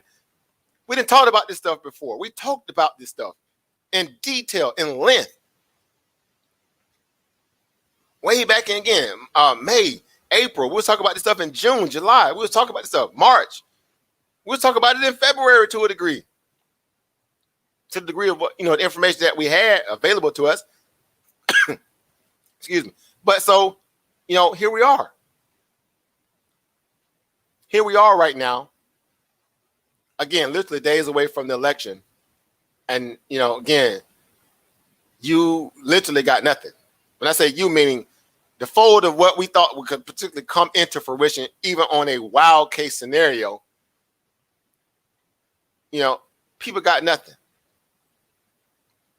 but stacked up bills, empty refrigerators, again, more access to being, catching COVID, more access to catching COVID, and a lackluster government at best that showed you, look, hey, we're only concerned with what we can do, which is nothing. Because they cut the check and voted to finance themselves through the government shutdown, and you didn't have a say-so in that process. Basically, they just debowed your tax dollars to pay themselves, and leave you fending for yourself. Left you fending for yourself. And as I'm always saying on this channel, people always vote against their own interests. The same very people who are cheerleading these people, these charlatans, y'all know I like to call them charlatans. Right? All of them are charlatans. All of them. The same people that were cheerleading these charlatans going to go right into the booth come November 3rd and vote for these same hypocritical people again. Because they are convinced that this is somewhat the greatest thing that they could potentially do. As if you're going to force a person to do right by you. By saying, hey, I'm going to give you another chance, I'm going to give you another chance, I'm going to give you another chance, I'm going to give you another chance, I'm going to give you another chance. Like, seriously? That's insanity. That's clearly the definition of insanity. But smart people say, whoa, let me step back. Let me put all the pieces on the table and let me analyze this thing for what it really is. It's a smoke screen. It's business as usual. Or as, Jay-Z would say, the old school Jay-Z, right? I'm going old school Jay-Z because there's a difference, right? Y'all got new school Jay-Z and then there's old school Jay-Z. Old school Jay-Z would say this is politics as usual, right? Put a little twang on that L on the end. Politics as usual, right? That's all it is, politics as usual. But some people can't seem to realize that, accept that, and make the kind of changes that's necessary for them personally, void of government. But how do you do that? Because we've been speaking about this religiously on this channel. You have to become a serial entrepreneur. You have to find ways to make money void of these people, these charlatans. Don't put all your trust in them or even a Mr. Charlie or a job. Of course, it could be good for what it is at the moment. But if it ever goes south in that, what do you got? Right? You got to have other ways. You got to have other means. Right? You can't let these people have so much power over you. Right?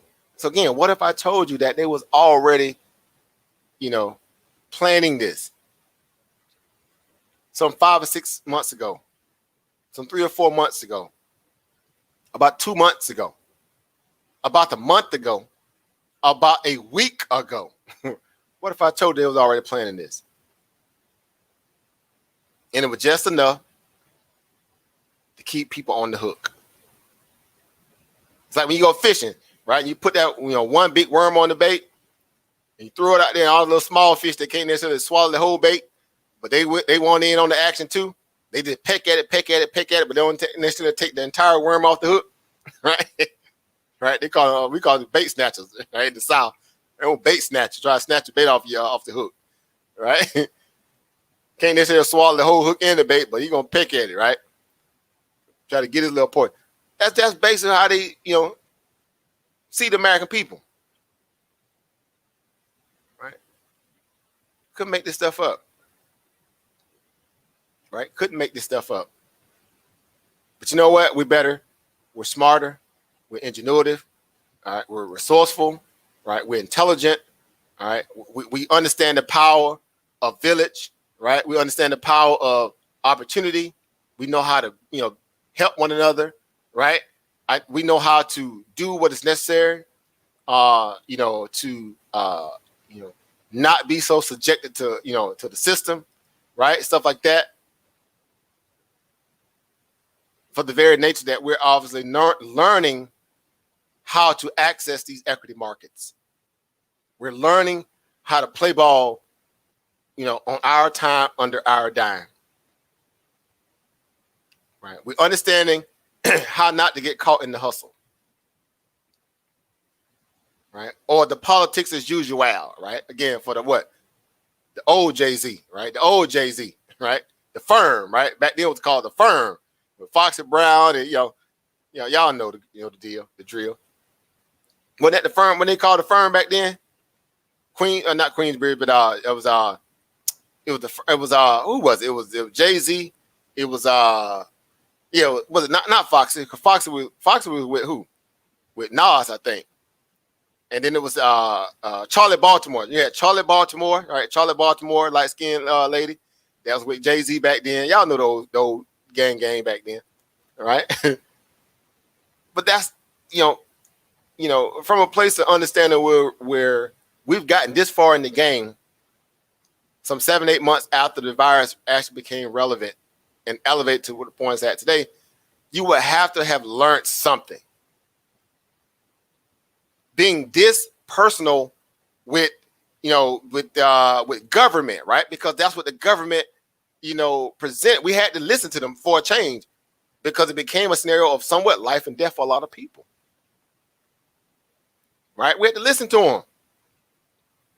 So now you got to change. You got to get. A lot of people had got a crash course on government due to the coronavirus or the pandemic.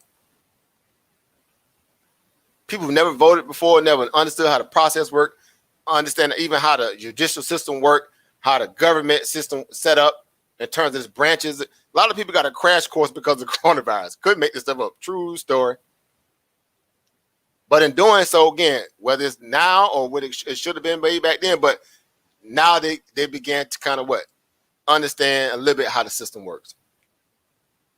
So as to never make the same mistakes twice. Again, fool me once, shame on what? On you, right? Because you're just a snake, slimy person, right? Fool me twice, shame on me, because I allowed it at that point. The onus is on me at that point. And so, of course, you got to learn how to arm yourself with knowledge. As our brother Sarah said would say, right? Arm yourself with knowledge, right? You have to. You gain nothing by being, willfully, or as they say, willfully and blissfully ignorant. And I'm saying that because when it comes to you being able to provide for yourself, food, clothing, shelter, resource, procurement. What do you have outside of a job that that you can monetize? What do you have? Seriously. How much time you giving to Facebook, Twitter, Snapchat, TikTok, all that without getting paid off of it? How much time? YouTube, how much time you giving them? Are they cutting you a check? Because if the government ain't cutting you one, and then Mr. Charlie ain't cutting you one, right? And the block ain't cutting you one, right? Well, who cutting the check? Crickets. Again, what if I told you that everything you needed was already right in front of you? As cliche as that sound, as colloquial as that may sound, it is the facts, because you got a lot of innate intellect and intelligence and wit and creativity and smarts, but you haven't figured out how to monetize it quite yet. To be, again, void of waiting on the system, waiting on the system analysis, a government, quote unquote, city, local, county, state, whatever, any of that. Wall Street shows you the blueprint. They showed you over $400 billion, $600 billion made, pocketed, realized by people who sat up in Wall Street and got fat from the March lows all the way up until even, again, a month or so ago when we hit all-time highs. Couldn't make this stuff up. So again, going forward, guys, we know what we need to do. We know what we need to do. We need to stay sharpening what? Our intellect swords, our financial swords, right? Our call and put swords, right? Our short sale swords, our long position. We need to be sharpening those swords every day. Every day. Because guess what? Markets do correct.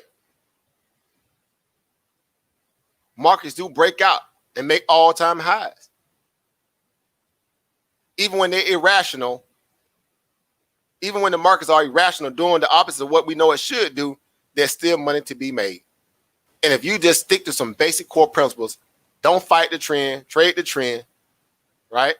Stay disciplined, do your research, mean your due diligence, understand the price action when it appears. Don't get ahead of yourself. Keep your emotions on the sideline, right? Go into the market like a tactician or a technician, all that, and then understand what you're dealing with. So you can also gain or grab a piece of what, the quote unquote American dream is really about. So what is the American dream under the 21st century? Anybody want to take a crack at that? If I was to ask you, what is the new American dream in 2021 or 2020 at this point? What is the new American dream underneath this 21st century? Anybody want to take a stab at that? What would be the American dream for you guys? Or what you think what the American dream is for everybody else, I should say. I say it, frame it that way. What is the American dream? I could tell you what it is. And whether you agree with it or not, of course, we all can have a different opinion. That's fine. That's what this is about, right? This is no one's particularly right, but the data in a lot of ways. But more so, can we make money off that, that ideology or that principle or that opinion? Because that's what matters at the end of the day. Can you monetize it, right? Right. To me, it's weird, right? So, Brandy said, "What, surviving COVID?" Right? That could very, very much be, right? Brother, fellow Jared Police said, "In the Fed," right? They've been calling that for quite a while. Again, the old senator, Ron Paul, right? Ron Paul been one of the biggest, people in Washington has been trying to do away with the Fed since he got to Washington, right? All right. So making money in the process, all right. Surviving COVID and making money in the process, right? Got a few answers there, right? All right. And when you think about it, over Chris said getting rich, all right? There you go. See, they see people saying finally get money, right? So if I had to put it into, again, a value understanding for our 21st century, knowing what we know now, right? Seeing 100 years shed, going into the next so-called quote unquote 100 years, right? We're already 20 into it. We're already, think about that, guys. We're already 20 years into the 21st century. It don't even seem like it. We just had, 2000, literally like a day or two ago. It seemed like it, don't it? We're already 20 years in, guys. Couldn't make this stuff up. Years are moving now, aren't they? Right? But again, if I had to put into some kind of form of a summation, I would say unequivocally, right, it's corporate profits. Profits. And I say corporate for the reason that, of course, if you're in the markets, of course, as a shareholder, short term or long term, you are now the beneficiary of what? Corporate profits. These people have found a way to make money in any and every environment. Pandemics, subprime lending crashes, dot-com bubbles. Again, you name it. Wall Street keeps on what? Ticking. Right? Wall Street keeps ticking one way or the other. So to make money, let me put it into context, to make money void of what? Education. Well, when I say education, meaning, program education, right? Get the job, waiting on government, meaning government benefits, whatever, i.e., all the things that government hand out, right? Right? The government cheese, right? It's being able to make money literally on your own, under your own reality. And I'm saying it because y'all know as well as I know, anybody can become a millionaire now. Anybody can become a millionaire now. Kids sit around on YouTube all day coloring and get millions of views in 2 or 3 days. Y'all know what that translates in terms of YouTube generated revenue, right? Y'all know how much that translates into. Let that marinate. What if I told you that we've been doing it wrong all along, or we've been lied to, or we've been misled? I'm not even say lied to, but we just been misled for all these years. And we thought suffering was a badge of honor, or pulling yourself up by your bootstrap was a badge of honor for some people, not all people, right? But, the ideal of go to school, get an education, get a good job. What if I told you all that was just to keep you distracted from really finding out how to really get a leg up in life? What if I told you that? Of course, a lot of you guys know it, but I got to say it and premise it and preface it that way because I understand a lot of our people are still grappling with the ideal of that. They're so scared of the talent that they harbor inside themselves. They're scared of it. So they don't want to do anything else what they've already kind of convinced themselves that they're only good at.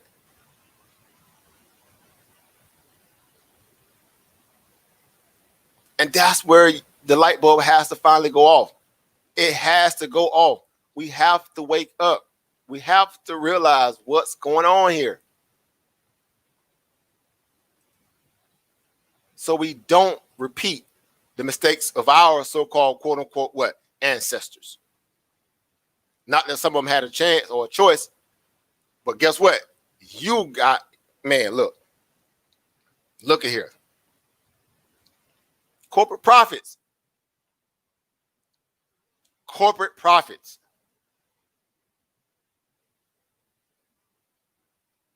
No more middleman.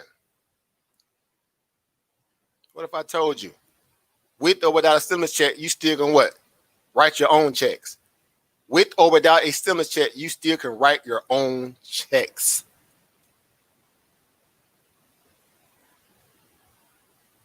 And the process to be able to do so doesn't require a lot from you. It needs your sacrifice, meaning your attention, your interest in it, and some of your time. Because once you get the knowledge, you'll find a way to come up with some capital. I guarantee it. I bet you. I bet you. You get the knowledge, you'll find a way to come up with some capital. Because everybody think you need thousands of dollars to get started. You can start with $5, $1, $10, $20.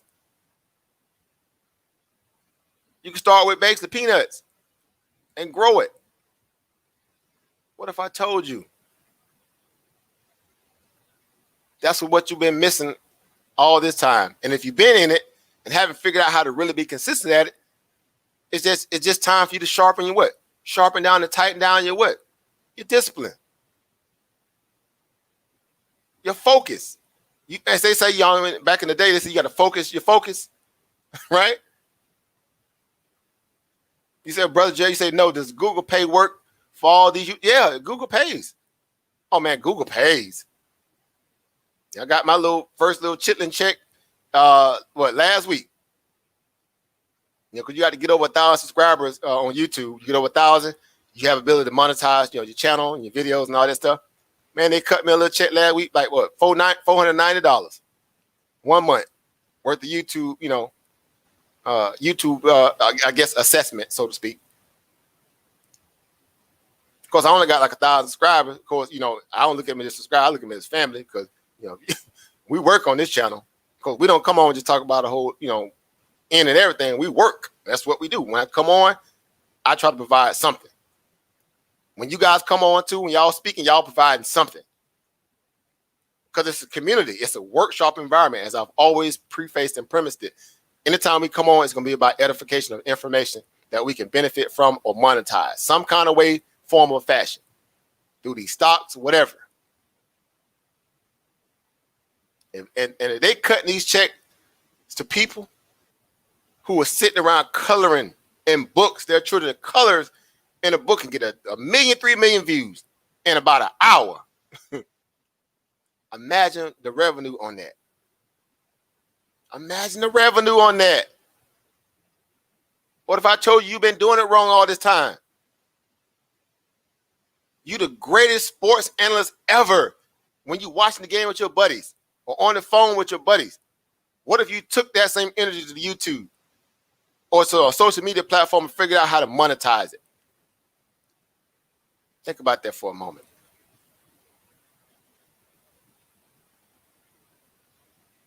What coronavirus? What stimulus check? Right? Because that's what it becomes at that point. You figured out how to get your own money. So guess what? Let the boss jump bad on you on the job. Let him show up and try to show out in front of the coworker. Okay, yeah, I got you, Mr. Charlie. I've been saving this pink slip for you for quite a while anyway. I've been keeping it in my back pocket every single day when I come to work. But bam, slap that pink slip out on Mr. Charlie like, here, you got 2 weeks. Right? I'm giving you 2 weeks. Because I do it a heck of a lot better on my own time and under my own dime, avoid sitting up in here watching the paint dry on your clock. Game changer. What if I told you that's what they're afraid of? What if I told you that's what they, keep them up at night, whether or not they have people to help keep making them rich? The quality of people, that is, because they know if you that kind of person on the job and you got that brain power and that intestinal fortune and that, man, look, your asset to them, but they ain't gonna pay you no more extra.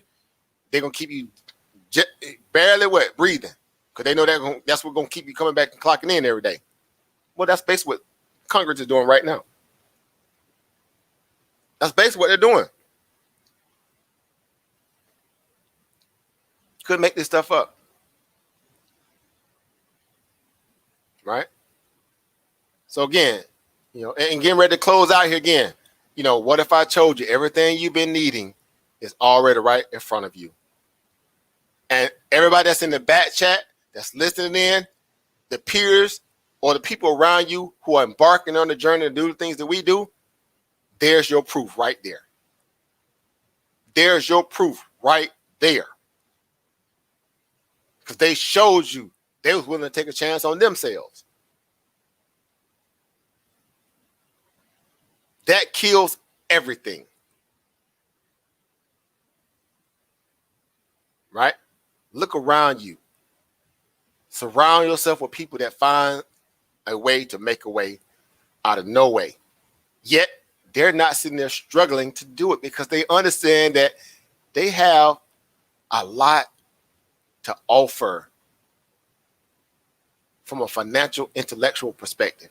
They understand that these stocks, these options, these forex currency pairs, these crypto markets, these whatever, these instruments, these commodities, right?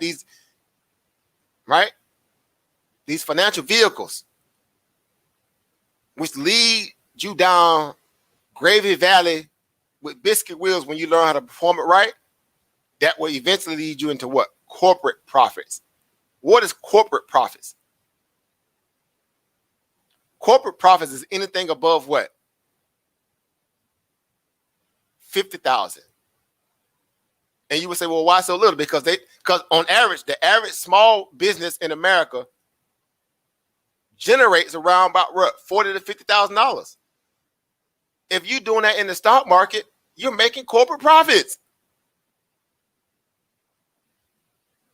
from your cell phone, laptop, computer, desktop, pushing buttons, analyzing data, and letting the market work for you. You don't have to worry about payroll. You don't have to worry about lights, liability, phone fax, financial CPAs, CFA. You don't have to worry about none of that. Fire code inspection, if you got brick and mortar, you ain't got to worry about none of that. Business license, you ain't got to worry about none of that. You did all this from your cell phone, on the beach, on a date. You making corporate profits because you learn how to turn the system back around on itself and pull money out of it, out of its greed, out of its greed. Again, what if I told you? Stimulus check, no stimulus check, whatever. We're going to find a way. And so again, before I close out, I'm going to play a little something here. Only way I have to do it because I got to make a phone call. I'm already behind. I just looked at the clock. I'm way behind. I got a consultation phone call. I got to make it real quick here. But let me do this real quick here, right? Right. Let's put some old school. Put a little old school on that thing, right? Put a little arm rod on the tires here, right? Because it's important, again, like I said before, that we realize that everything we need is already around you. Don't be afraid to ask questions. If you know people who are in the markets, who find value in the markets, who are not, who are out there, taking a chance on, get with these people. Pick their brains. It's lonely having information about the markets that can't speak it around people who feel like they don't want to hear it because they're too busy caught up in trivia talk. They want to talk about other stuff. They don't want to talk about get money. They want to leave that as a taboo subject. But everything else becomes what? Man, look. This is the topic of the day. Craziness. No, man. No, we finna talk about finding a way to get some money. All right, man. Come on, man. We don't want to hear all that right now, man. Right now, we don't want to hear all that, man. Like, what? You don't want to hear that? What you mean you don't want to hear that? Right? Again, y'all know how this stuff goes. So real quick, let me do this real quick. On the way out the door. Right? Of course, y'all know I'm always trying to drop something. I got a series coming up. We got to finish the series of the monetary system. We got two more, at least three to four more series of that to do to finish out that entire that particular session, right? It's a case study. It's a case study, of course. It's going to take about 3 or 4 sessions. But I got the other ones that I'm going to drop, these little I call them biographies of these traders and different aspects. And because you need to, again, you learning how to navigate this stuff. You're learning all the players and the shakers and the movers and, who did what, how they did it. And, because it matters. It's material information. It's psychological conditioning.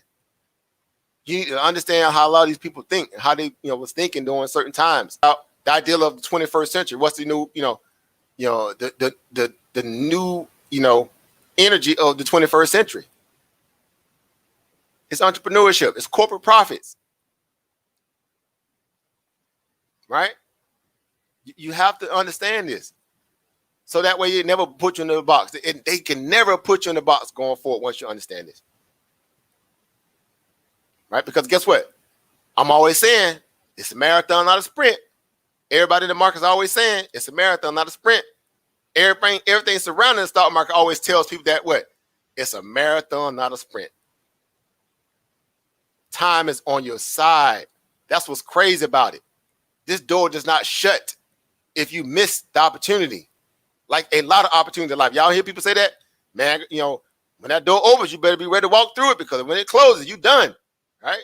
They limit themselves to the ideal that that's the only way they can survive and succeed. I'm like, man, it ain't no door in what we do. There is no door. There is no door in what we do. So nobody can slam this door on you. Because you have just as much opportunity as Warren Buffett, a Tudor Jones, right? A David Tepper, a Dalio, a Leon Koopman, any of them, a Mark Cuban. You got just as much opportunity as they do. If I'm lying, I'm flying, and I'm still sitting in this seat right now. I guarantee it. And I'm like, okay, man, let's put that brain power to work. So again, let me do this real quick so I can get on this phone call. I got behind, got going like I always do. But I want to share this here. I do want to share this here.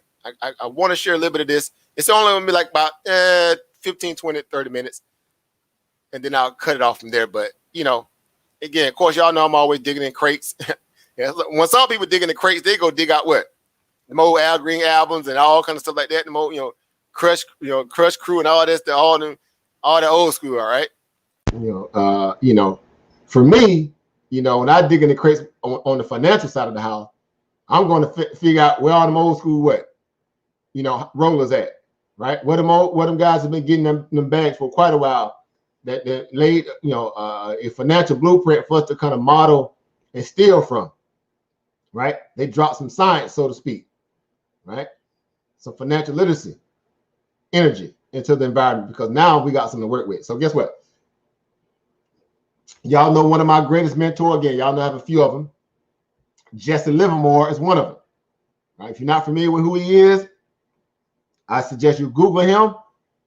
But he was a roller, a shaker, and a mover at the age of 14. And this is way back in the early 1900s. This guy was 14 years old getting after the money. 14. Here it is, we're in our 20s, 30s, and 40s, and we sitting there trying to make excuses why we feel like, man, look, man, I don't know, man, but look, man. What? And you got kids that are at his age or where his age was at that time, and we ain't getting our kids equipped to fight financially. We're letting them be distracted through other means, video games and trivial things. We're letting that happen. We're letting them get programmed to go work for somebody else. What if I told you you've been doing it wrong all this time, the same way your parents did with you? What if I told you that? Apparently that's what's happened to a lot of us. But again, let me stop right there and roll this beautiful bean footage, right? Because sometimes you just got to be able to demonstrate and let that be, right? Let the words, as they say, speak for themselves, right? Because I think ultimately that's going to be the true barometer, right? So let me do this right here. Bear with me here, guys.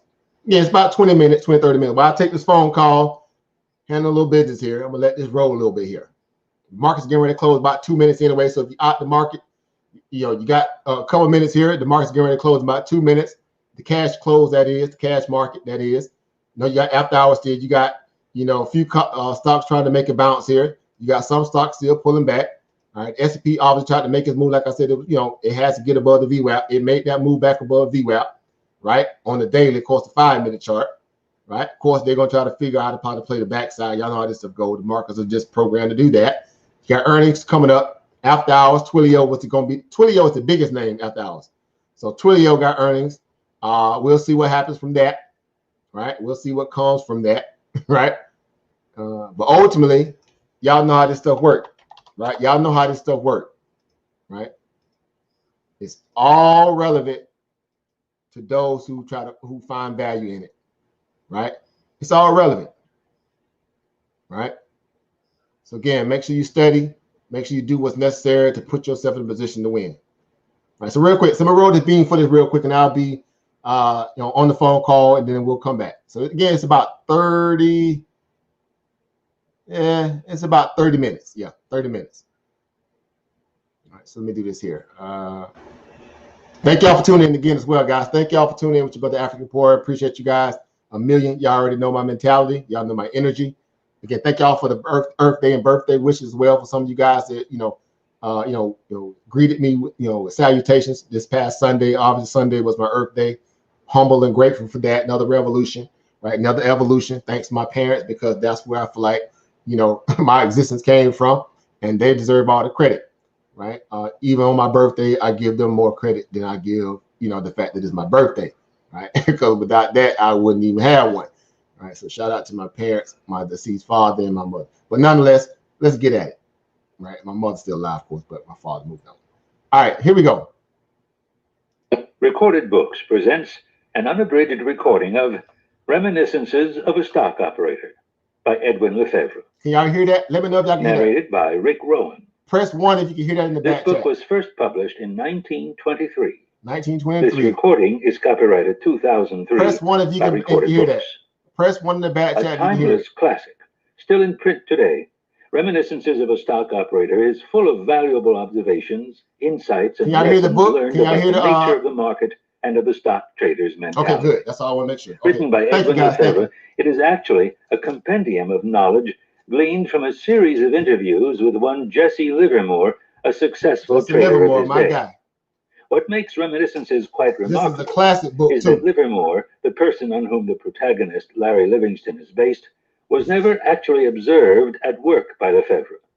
And though it may be hard to believe, given the almost biblical reverence accorded this book among Wall Street professionals today, Lefebvre was never involved in the markets beyond a few isolated investments over the course of his lifetime. My God, Jesse Livermore. This is a good one. And now, Reminiscences of a Stock Operator.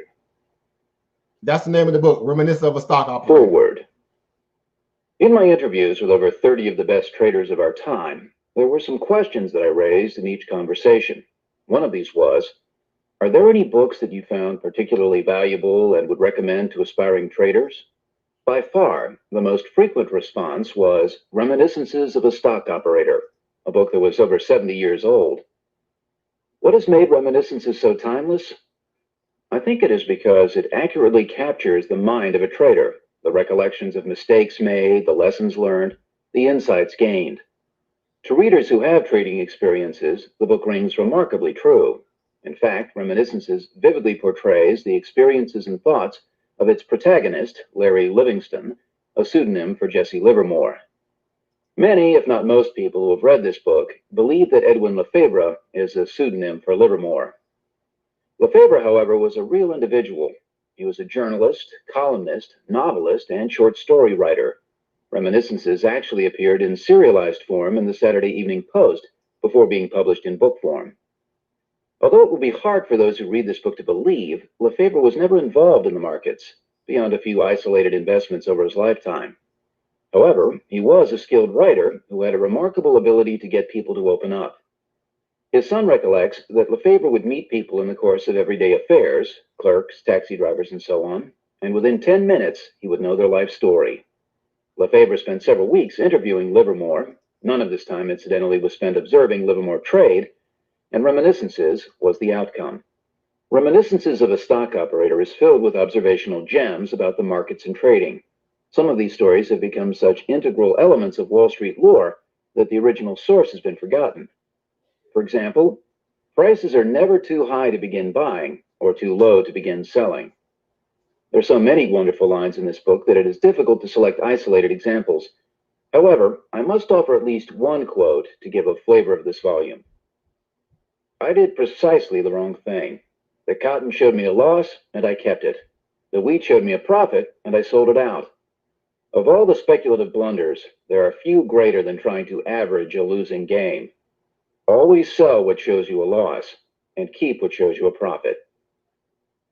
Any experienced trader can identify with those lines. Inexperienced traders can learn from them. And so it is with numerous sections of this book. Readers who can absorb and follow the lessons spread throughout Reminiscences can significantly improve as traders. Those who can't will still get a compelling read. The word classic has unfortunately been overused. To my mind, a true classic is a book that, because of its unique content or expository style, remains widely read and is appreciated generations and sometimes even centuries after its publication. In this sense, Reminiscences of a Stock Operator is a true classic. First published in 1923, it remains one of the most highly regarded financial books ever written, and seems all but certain to enter the 21st century as a volume still in print. Moreover, if I had to bet on which financial books will still be around at the end of the 21st century, Reminiscences would be at the top of my list. Jack Schwager. Reminiscences of a Stock Operator. 1. I went to work when I was just out of grammar school. I got a job as quotation board boy in a stock brokerage office. I was quick at figures. At school, I did 3 years of arithmetic in one. I was particularly good at mental arithmetic. As quotation board boy, I posted the numbers on the big board in the customer's room. One of the customers usually sat by the ticker and called out the prices. They couldn't come too fast for me. I've always remembered figures, no trouble at all. There were plenty of other employees in that office. Of course, I made friends with the other fellows, but the work I did, if the market was active, kept me too busy from 10 a.m. to 3 p.m. to let me do much talking. I don't care for it anyhow during business hours. But a busy market did not keep me from thinking about the work. Those quotations did not represent prices of stocks to me, so many dollars per share. They were numbers. Of course, they meant something. They were always changing. It was all I had to be interested in, the changes. Why did they change? I didn't know. I didn't care. I didn't think about that. I simply saw that they changed. That was all I had to think about, 5 hours every day and 2 on Saturdays. That they were always changing. That is how I first came to be interested in the behavior of prices. I had a very good memory for figures. I could remember in detail how the prices had acted on the previous day, just before they went up or down. My fondness for mental arithmetic came in very handy. I noticed that in advances as well as declines, stock prices were apt to show certain habits, so to speak. There was no end of parallel cases, and these made precedents to guide me. I was only 14, but after I had taken hundreds of observations in my mind, I found myself testing their accuracy, comparing the behavior of stocks today with other days. It was not long before I was anticipating movements in prices. My only guide, as I say, was their past performances. I carried the dope sheets in my mind. I looked for stock prices to run on form. I had clocked them. You know what I mean. You can spot, for instance, where the buying is only a trifle better than the selling. A battle goes on in the stock market, and the tape is your telescope. You can depend upon it 7 out of 10 cases. Another lesson I learned early is that there is nothing new in Wall Street. There can't be, because speculation is as old as the hills. Whatever happens in the stock market today has happened before and will happen again. I've never forgotten that. I suppose I really managed to remember when and how it happened. The fact that I remember that way is my way of capitalizing experience. I got so interested in my game and so anxious to anticipate advances and declines in all the active stocks that I got a little book. I put down my observations in it.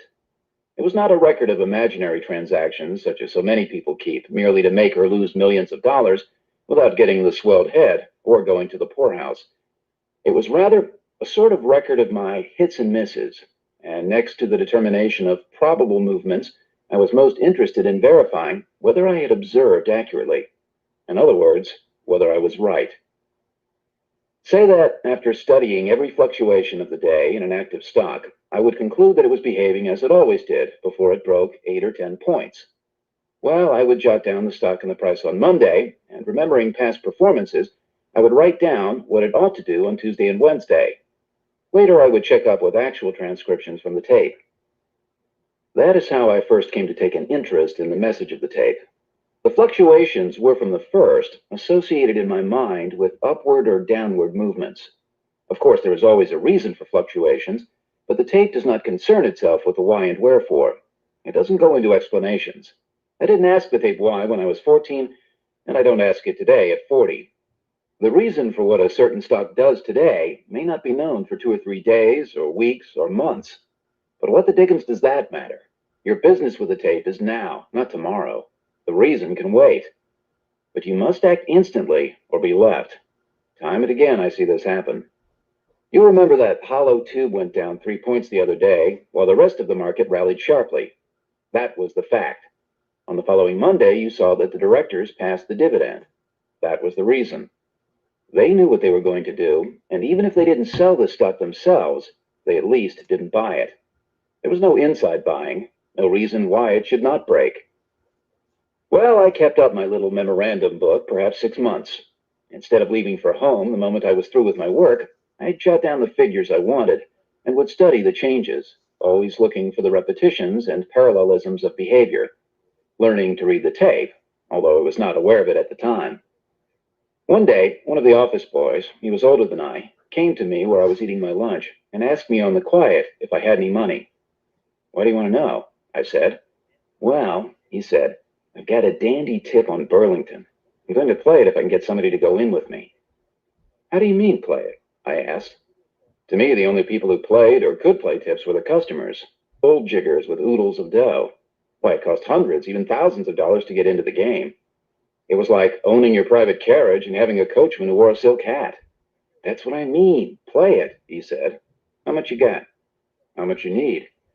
"Well, I can trade in 5 shares by putting up $5. "How are you going to play it?" "I'm going to buy all the Burlington the bucket shop will let me carry with the money I give him for margin," he said. "It's going up, sure. It's like picking up money. We'll double ours in a jiffy." "Hold on," I said to him, and pulled out my little dope book. I wasn't interested in doubling my money, but in his saying that Burlington was going up. If it was, my notebook ought to show it. I looked.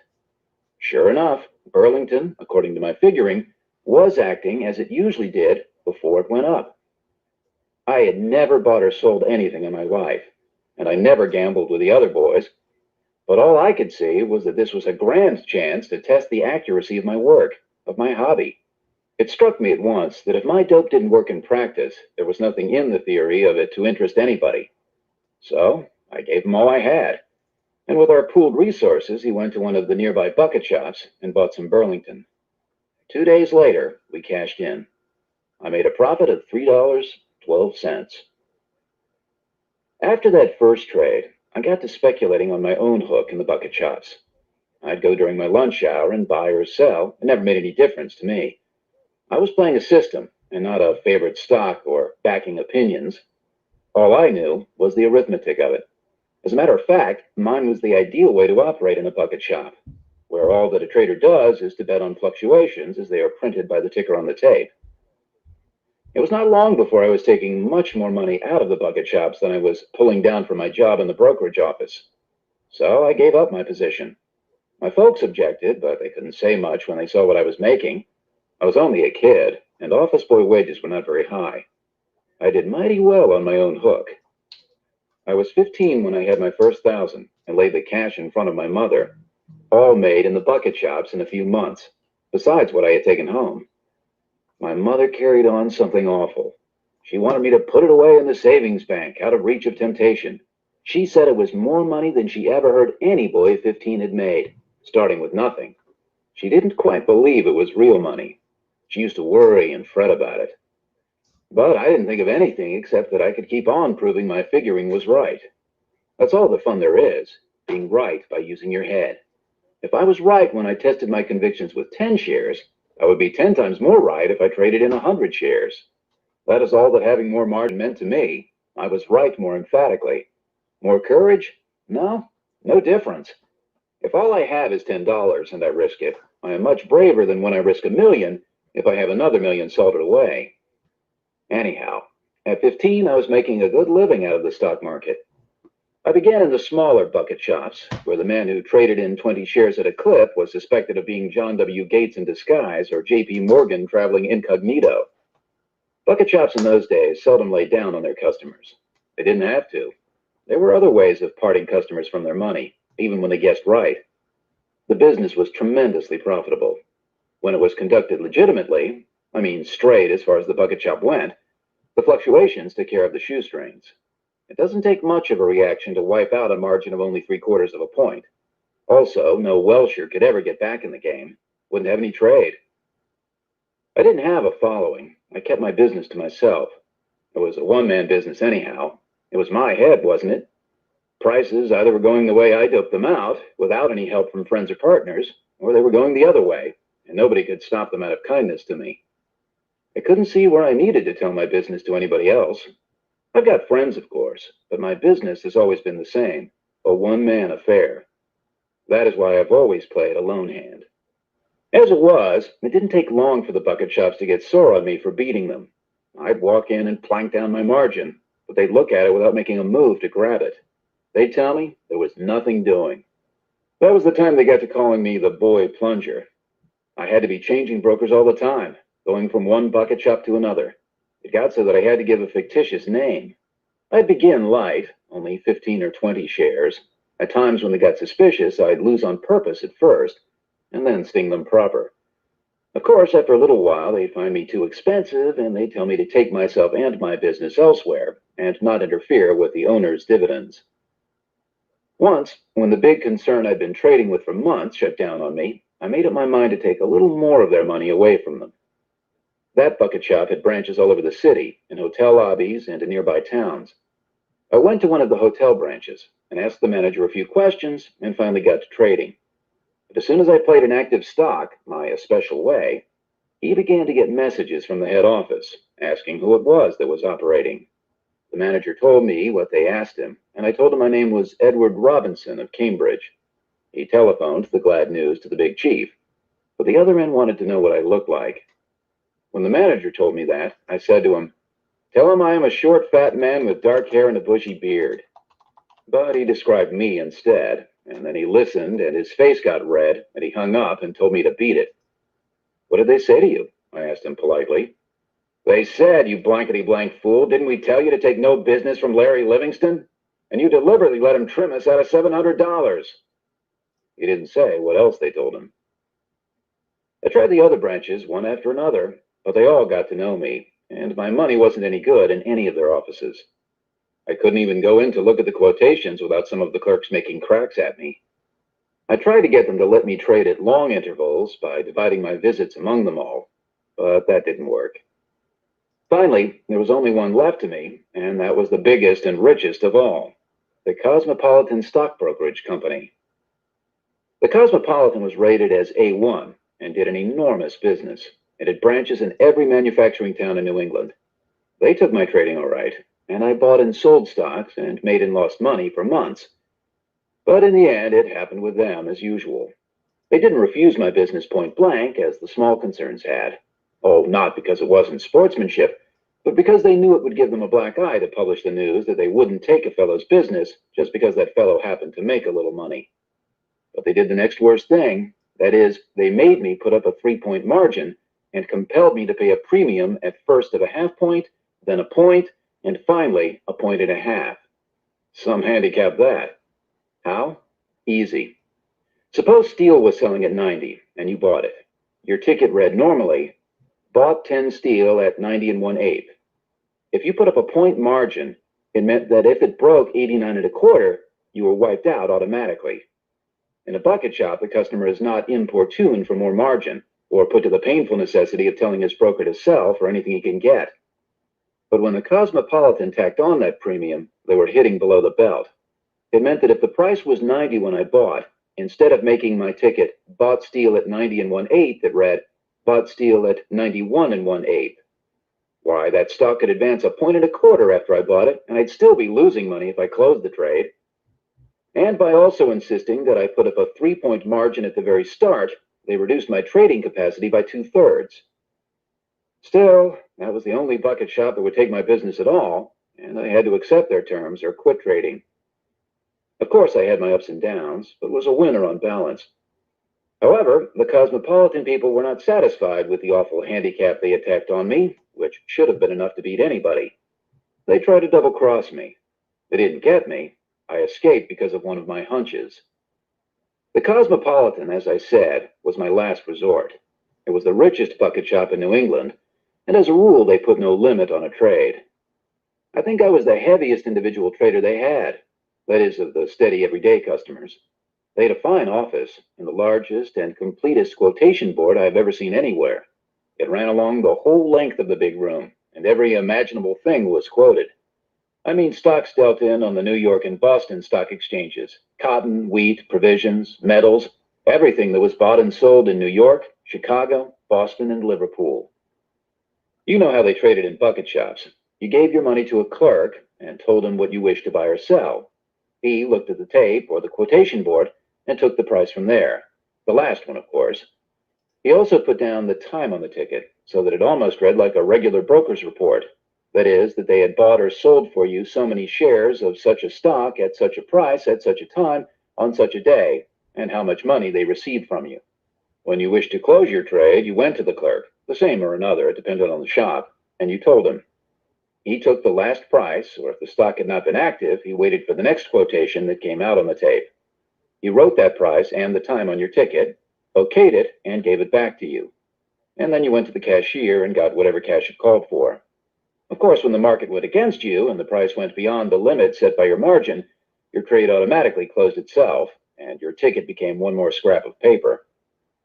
In the humbler bucket shops, where people were allowed to trade in as little as 5 shares, the tickets were little slips, different colors for buying and selling, and at times, as for instance in boiling bull markets, the shops would be hard hit because all the customers were bulls and happened to be right. Then the bucket shop would deduct both buying and selling commissions, and if you bought a stock at 20, the ticket would read 20 and a quarter. You thus had only 3/4 of a point's run for your money. But the Cosmopolitan was the finest in New England. It had thousands of patrons, and I really think I was the only man they were afraid of. Neither the killing premium nor the 3-point margin they made me put up reduced my trading much. I kept on buying and selling as much as they'd let me. I sometimes had a line of 5,000 shares. Well, on the day the thing happened that I'm going to tell you, I was short 3,500 shares of sugar. I had 7 big pink tickets for 500 shares each. The Cosmopolitan used big slips with a blank space on them where they could write down additional margin. Of course, the bucket shops never ask for more margin. The thinner the shoestring, the better for them, for their profit lies in your being wiped. In the smaller shops, if you wanted to margin your trade still further, they'd make out a new ticket, so they could charge you the buying commission and only give you a run of 3/4 of a point on each point's decline, for they figured the selling commission also, exactly as if it were a new trade. Well, this day, I remember I had up over $10,000 in margins. I was only 20 when I first accumulated $10,000 in cash, and you ought to have heard my mother. You'd have thought that $10,000 in cash was more than anybody carried around except old John D., and she used to tell me to be satisfied and go into some regular business. I had a hard time convincing her that I was not gambling, but making money by figuring. But all she could see was that $10,000 was a lot of money, and all I could see was more margin. I had put out my 3,500 shares of sugar at 105 and a quarter. There was another fellow in the room, Henry Williams, who was short 2,500 shares. I used to sit by the ticker and call out the quotations for the board boy. The price behaved as I thought it would. It promptly went down a couple of points and paused a little to get its breath before taking another dip. The general market was pretty soft, and everything looked promising. Then, all of a sudden, I didn't like the way sugar was doing its hesitating. I began to feel uncomfortable. I thought I ought to get out of the market. Then it sold at 103, that was low for the day, but instead of feeling more confident, I felt more uncertain. I knew something was wrong somewhere, but I couldn't spot it exactly. But if something was coming and I didn't know where from, I couldn't be on my guard against it. That being the case, I'd better be out of the market. You know, I don't do things blindly. I don't like to. I never did. Even as a kid, I had to know why I should do certain things.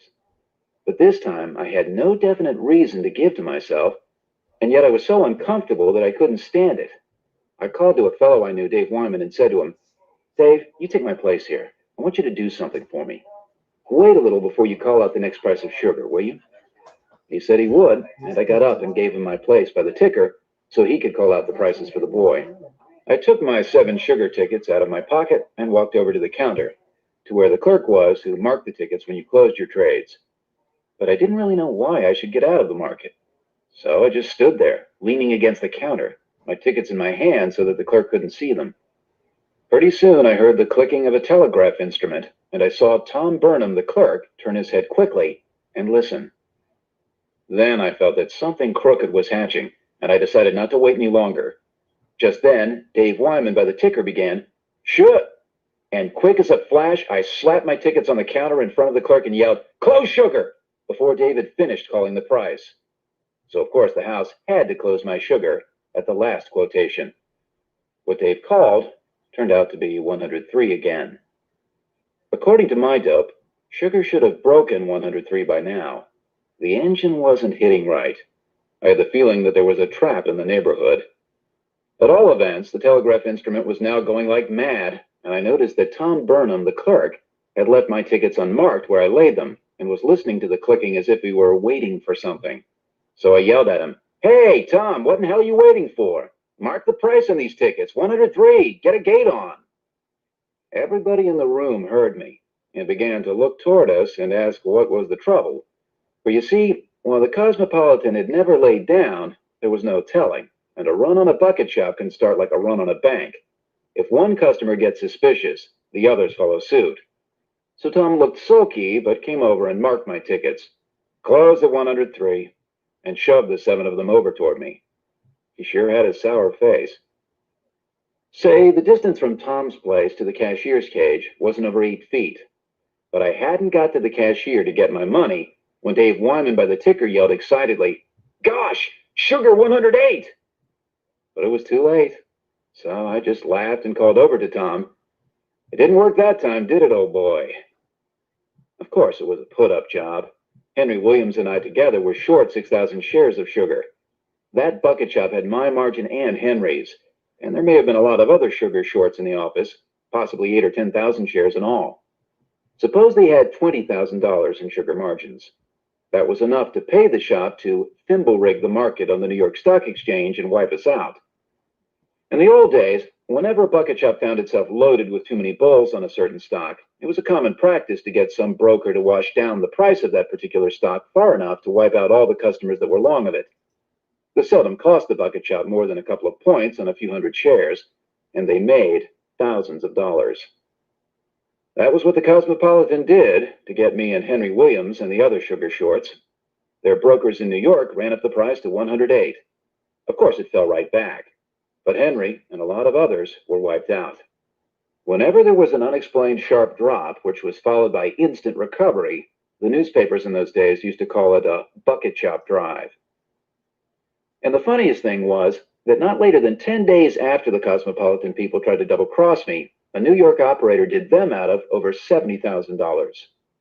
This man, who was quite a market factor in his day and a member of the New York Stock Exchange, made a great name for himself as a bear during the Bryan Panic of '96.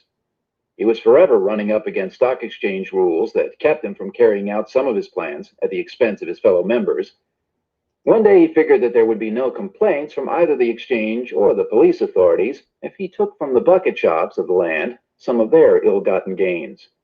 In the instance I speak of, he sent 35 men to act as customers. They went to the main office and to the bigger branches. On a certain day, at a fixed hour, the agents all bought as much of a certain stock as the managers would let them. They had instructions to sneak out at a certain profit. Of course, what he did was to distribute bull tips on that stock among his cronies, and then he went into the floor of the stock exchange and bid up the price, helped by the room traders who thought he was a good sport.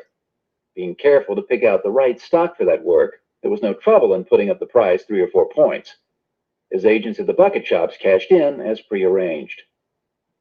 A fellow told me the originator cleaned up $70,000 net, and his agents made their expenses and their pay besides.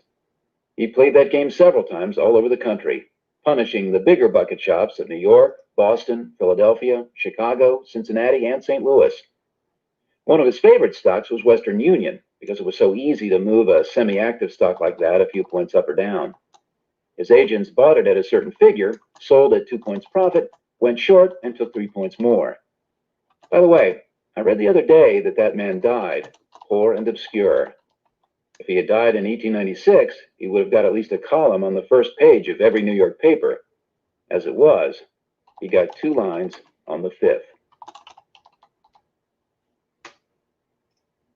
2.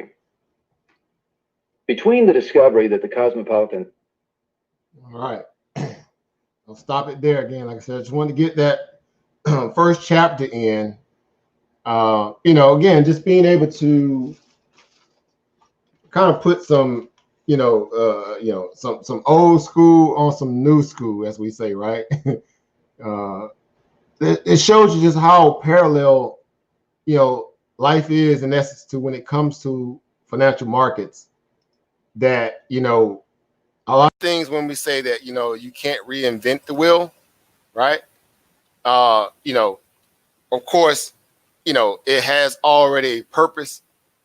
The difference becomes the value of, you know, who makes it, you know, how they make it, you know, what do they use, you know, materials like that. But the function value of it is already invented.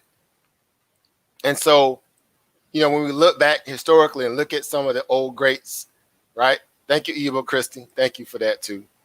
Right? Thank you for that. Humbled and honored, you know, humbled, right? When we look back in terms of historical context, you see that some of the so-called quote unquote greats even back then followed some of the same disciplinary tactics, you know, due diligence, function values when it comes to technicals and fundamental approach to markets that we even do today. And being under, you know, a lot more of a stringent, you know, criteria back then, of course, then we have some of the rules that are in place today under the SEC, especially after 1933. Right, 1931, 1933, the SEC laws that kicked in to protect investors from, you know, those kind of things that obviously he had to deal with back then, how they really was manipulating the markets and you know, pretty much trying to rob people. You know, again, you know who you're dealing with. Again, look at the look at the people back then, right? Look who the people who were in control of some of these things back then. Of course, you know, a lot of them were crooks. And so you really had to stand out to be in a position, you know, to be, you know, a winner, you know, and that's to how to be able to access the markets and benefit from it. And so, you know, when I, you know, look at this and I say this from a case study perspective, I say, well, man, they have far more, you know, stricter, you know, things that they had to deal with than what we have. And yet, and still, you know, this young man was able to be successful. Again, went on to be one of the greatest traders ever. Again, if you guys are not familiar with Jesse Livermore, I would definitely say Google him if you're a person who loves, you know, history, from essence to the context of how it brings clarity to your craft or whatever you do. Not that you have to, but you know, he's definitely, you know, at the top of that hill. There's some other ones you can say that's probably up there too, of course. But he's definitely one of them. Again, you're talking about somebody that was 14 years old, out thinking Wall Street, investment banks, hedge funds. He was out thinking them at the age of 14, to the point they was trying to ban him from certain bucket houses and so forth on because he was taking money off the table. And I say this because, you know, here it is that, you know, you got young kids sitting around, especially during the coronavirus. And what better way to get them acclimated into understanding financial literacy, you know, through the markets, by having that ample amount of time on their hand to learn such a craft, a profession that will follow them for the rest of their lives, and they will never have to be dependent upon a system analysis ever again, ever. So it's not a hard, you know, it's not a hard pushback. It should not be, because again, if you can, you know, get them to understand that, you know, everything that they're going to seek going forward in life, especially outside of your household, is going to be the pursuit of what? Happiness? No. Women or men? No. Resources. Or in this case, the 21st century, the greatest thing ever is what? Corporate profits, right? Corporate profits. Not worker bee kind of money, but corporate profits. How to write their own allowance, right? Their own allowance check. You know, again, revolutionary, evolutionary. You know, so that's what we have to look forward to going forward. So we'll never, ever find ourselves in a position, again, where we're waiting on, you know, someone else to somewhat float our boats, right? You know, we're not going to do all that, you know, a rising tide lift all boats. That's what the government tries to set forth in terms of a theory, but they never even go through even with that promise, right? So our rising tide going to be what our peers, us, together formulating a strategy to kind of overtake what? The markets. And this guy single-handedly did it by himself. He did it by himself at the age of 14 years old. He went up against Wall Street. This guy, right? I mean, he barely look. Back in the we say he still got milk on his mouth, right? He still got milk on his breath. He just came out, off the porch, right? He did it at the age of 14. And so I say, what's your excuse? What has you so reclusive to the fact that you don't want to learn or take the time to want to get better? I'm not saying that you have to devote your entire life. I'm saying realize that you got something that no one can take away from you, or can take from you, or can bar you from, or can close the door on you to keep you out of it. You don't have those in or around you when it comes to this. You just don't. You have to really convince yourself that you can't do it.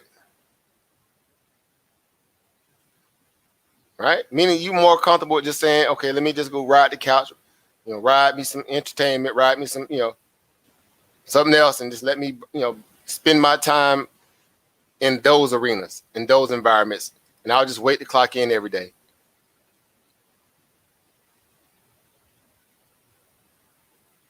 Of course, you can do both. Smart people figure out how to do both. You grind out, on the clock with Mr. Charlie, take those revenues, those funds, after you've done what you need to do, and you put the rest to work. As opposed to blowing it, KFC drive-through line, right? Some little shopping store, whatever, just blowing it, but yet you already got enough at home, clothing and things of that nature. As if, you can wait another 2 or 3 months after you've been able to kind of acquire you some profits, to grow you some, grow your money, then take the profits and go buy those things with it.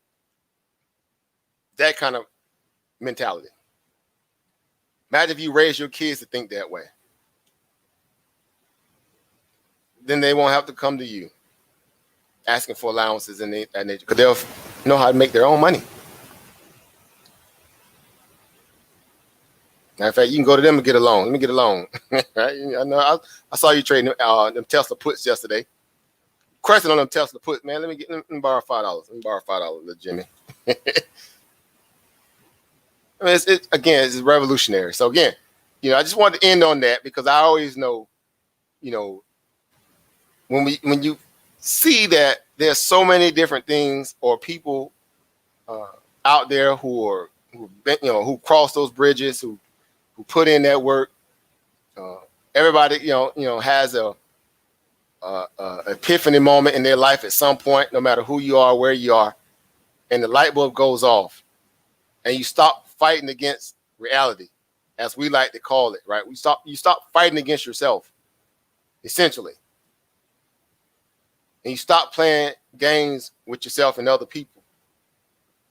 And you get serious about wanting to be something bigger and greater than yourself. Again, as I'm always saying on this channel, live your life to this optimum, capacity.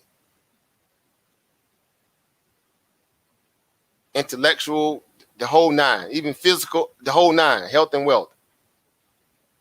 The sacrifice that it takes, of course, it is legendary. But in the process, it shows you have something that a lot of people will pay for because they want it fast. You showed them through time and proper pressure. You was able to chisel and mold your success in the way that you want to. Of course, at that point, no one could ever take it away from you because you earned it. You earned it. And that's what we do when we go into the markets. We earn our way Because y'all know nobody gives you nothing in the markets. Nobody. We can have what we consider to be given moments, right? When we just find one of the stocks that's just banging, right? It's just banging and tearing it up. And you're like, okay, yeah, got him. Again, the 400%, 300% run a day, all you have to do is just kind of be in place at the right time, early in this case, and just hang on for the ride. Make you quick little 200%, 300%, 400%, 500% when those days do happen, of course.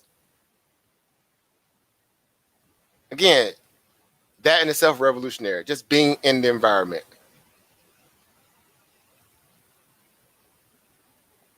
So I say, man, I just say, man, we gotta, we gotta start, testing and stressing the status quo. We have to start looking at other ways, to do exactly just that. We have what we need. I would say that. I think we have enough to get started. Meaning the mindset, the interest, you have, environments, enclaves, and, groups or whatever Discord, whatever that you can get around other people thinking on that wavelength. And then from there, you just feed off one another, feed off each other's intellect and research capability. The underlying factor that stays with everybody out the gate that's prerequisite is your discipline. Because again, no one likes to lose money purposely, that is. So of course you're going to try to do everything you can to protect it. Or if you don't, you'll have enough losses, right? Frivolous and trivial loss to the point where it'll force you to. Because here it is. You could be in a trade. Your buddy could be in the same trade. Your buddy walk away with profit. You walk away with an L. What does that do for you mentally? So apparently, you were trying to do something outside of what the market was obviously trying to give in that moment. While your buddy saw it, capitalized on it, you kind of, spent your wheels a little bit and did it the other way. But that goes to show you right then and there that you have to be what? You have to be on point. You have to be on code. Being on code obviously requires that you put in some little, research and due diligence, sacrifice, discipline, sharpen your own skills. You sharpen your mental skills, sharpen your, your ability to interpret data, how to, output and input, instantaneously almost. You have to be one of those people who realize that you are a walking supercomputer. Computer. I'm about to say computer. How about a pewter? I've been using that terminology a lot. They might have sent the virus to my pewter now, but you are a walking computer. You have the ability and the capacity to interpret large amounts of data. Don't dumb yourself down just because others around you may feel like that's just the norm. Don't do it. Don't sell yourself short. If you want to have a sharp brain into your elderly age, then you best start learning how to what?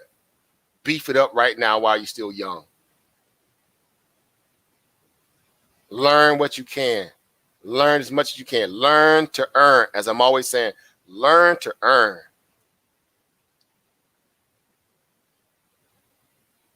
Right? So that's what we're here for. So again, getting ready to close it down. Thank y'all for tuning in. I hope we got some out of this live stream today. Again, of course, it was impromptu, but, when duty calls, hey, I'm jumping on. I'm trying to, do what I can. Edification. I learn in the process. Don't get it twisted, right? I always learn in the process too. Right? I have my mental notes I take. I have my physical notes I take. I'm always, right? Because I'm always trying to, refine. Consolidate. Dumb this stuff down.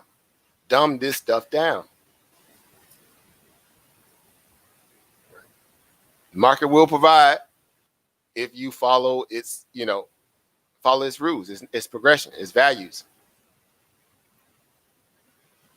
It's rules. Again, we understand. There are people out there, who would love to not see you make it or make money or whatever. But you know what? Your success is not dependent upon whether or not they care or not. Because this is a one-man operating mission. Think about that for a moment. It's a one-man operating mission or one-woman operating, mission. right? So mama can't stop you, daddy can't stop you, government can't stop you, boyfriend, girlfriend can't stop you, kids can't stop you, your enemies can't stop you. Nobody can stop you. That's power. That's Justin Livermore at 14 years old going up against, these bucket shops and big boys and banks, and he whooping they behind at 14.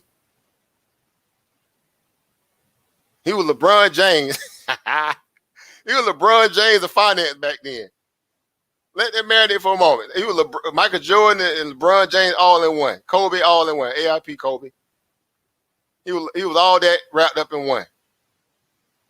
Now what's stopping your 14-year-old, your 13-year-old, your 15-year-old, your 17-year-old? Some of you guys got kids at 18 years old. What's stopping them? Or what's blocking them?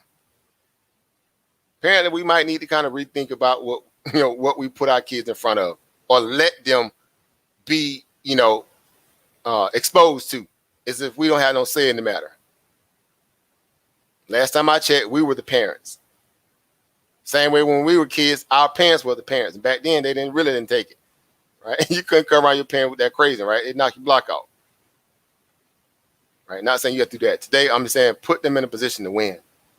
Give them the source material. Give them, proper education that is a form of edification. Excuse me. All right. So that's it. So shut it down. Thank y'all for tuning in. Look forward to going live with you guys again. Hopefully get a chance to do something again tomorrow. If things work out, we'll get it. Again, as of now, close of the market, we got exactly what we thought was going to happen. Matter of fact, looking at Snapchat real quick, kind of talked about that. In closing, okay, it did what we pretty much said it could do. It did it. There we go. Closed below what? It closed below the 200-day moving average. It closed below the what? The 20-day moving average. We spoke about that. Couldn't make this stuff up. Case in point, there you go. Of course, it's on the 5-minute chart. But that's what we was looking at in terms of the intraday volatility and fluctuation. It did just that. It had a chance to break and get on above the linear regression band, get above 42. It made a run here. Couldn't handle it. So again, like I said, look at the chart. Lower highs, right? Lower highs, right? Lower highs, right? Lower highs, right? Down here now what? Lower highs. And now you below 20-day moving average, right? You below the and the 200-day moving average. So again, profit taking, right? As you see right here, key points of resistance here to the downside of support. You break this 41.20, right? You got this big old bullish engulfing candle here to contend with. Of course, these are your stop lights along the way. 40.90, right? 40.77, 47.80, right? And then 40.60. But that big bullish engulfing candle here, it's in play if we eclipse this $41 handle, meaning close below it. So that's gonna be your next candle to flush out those bulls there that sat in there that didn't take profit. After that, you can say, play stop and go traffic from that point, because obviously we're still in price discovery. Then we made all-time highs up here ever. So all this was price discovery. So now you get a chance to kind of retrace some of those moves on the backfield, and go from there. Right. So again, that's it. So you guys got some information, you got some knowledge, you got some motivation.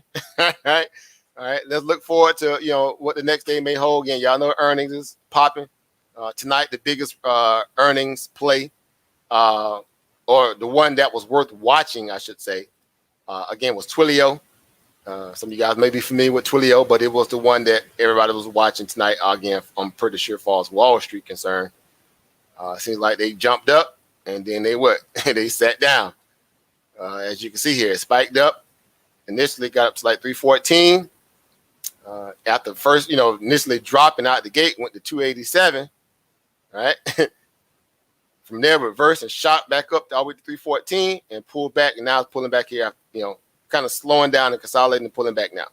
So I don't know if the earnings call is going on right now or not, but then again, here we go. All right, so this one here had a price target around about 340, 330, 350 area.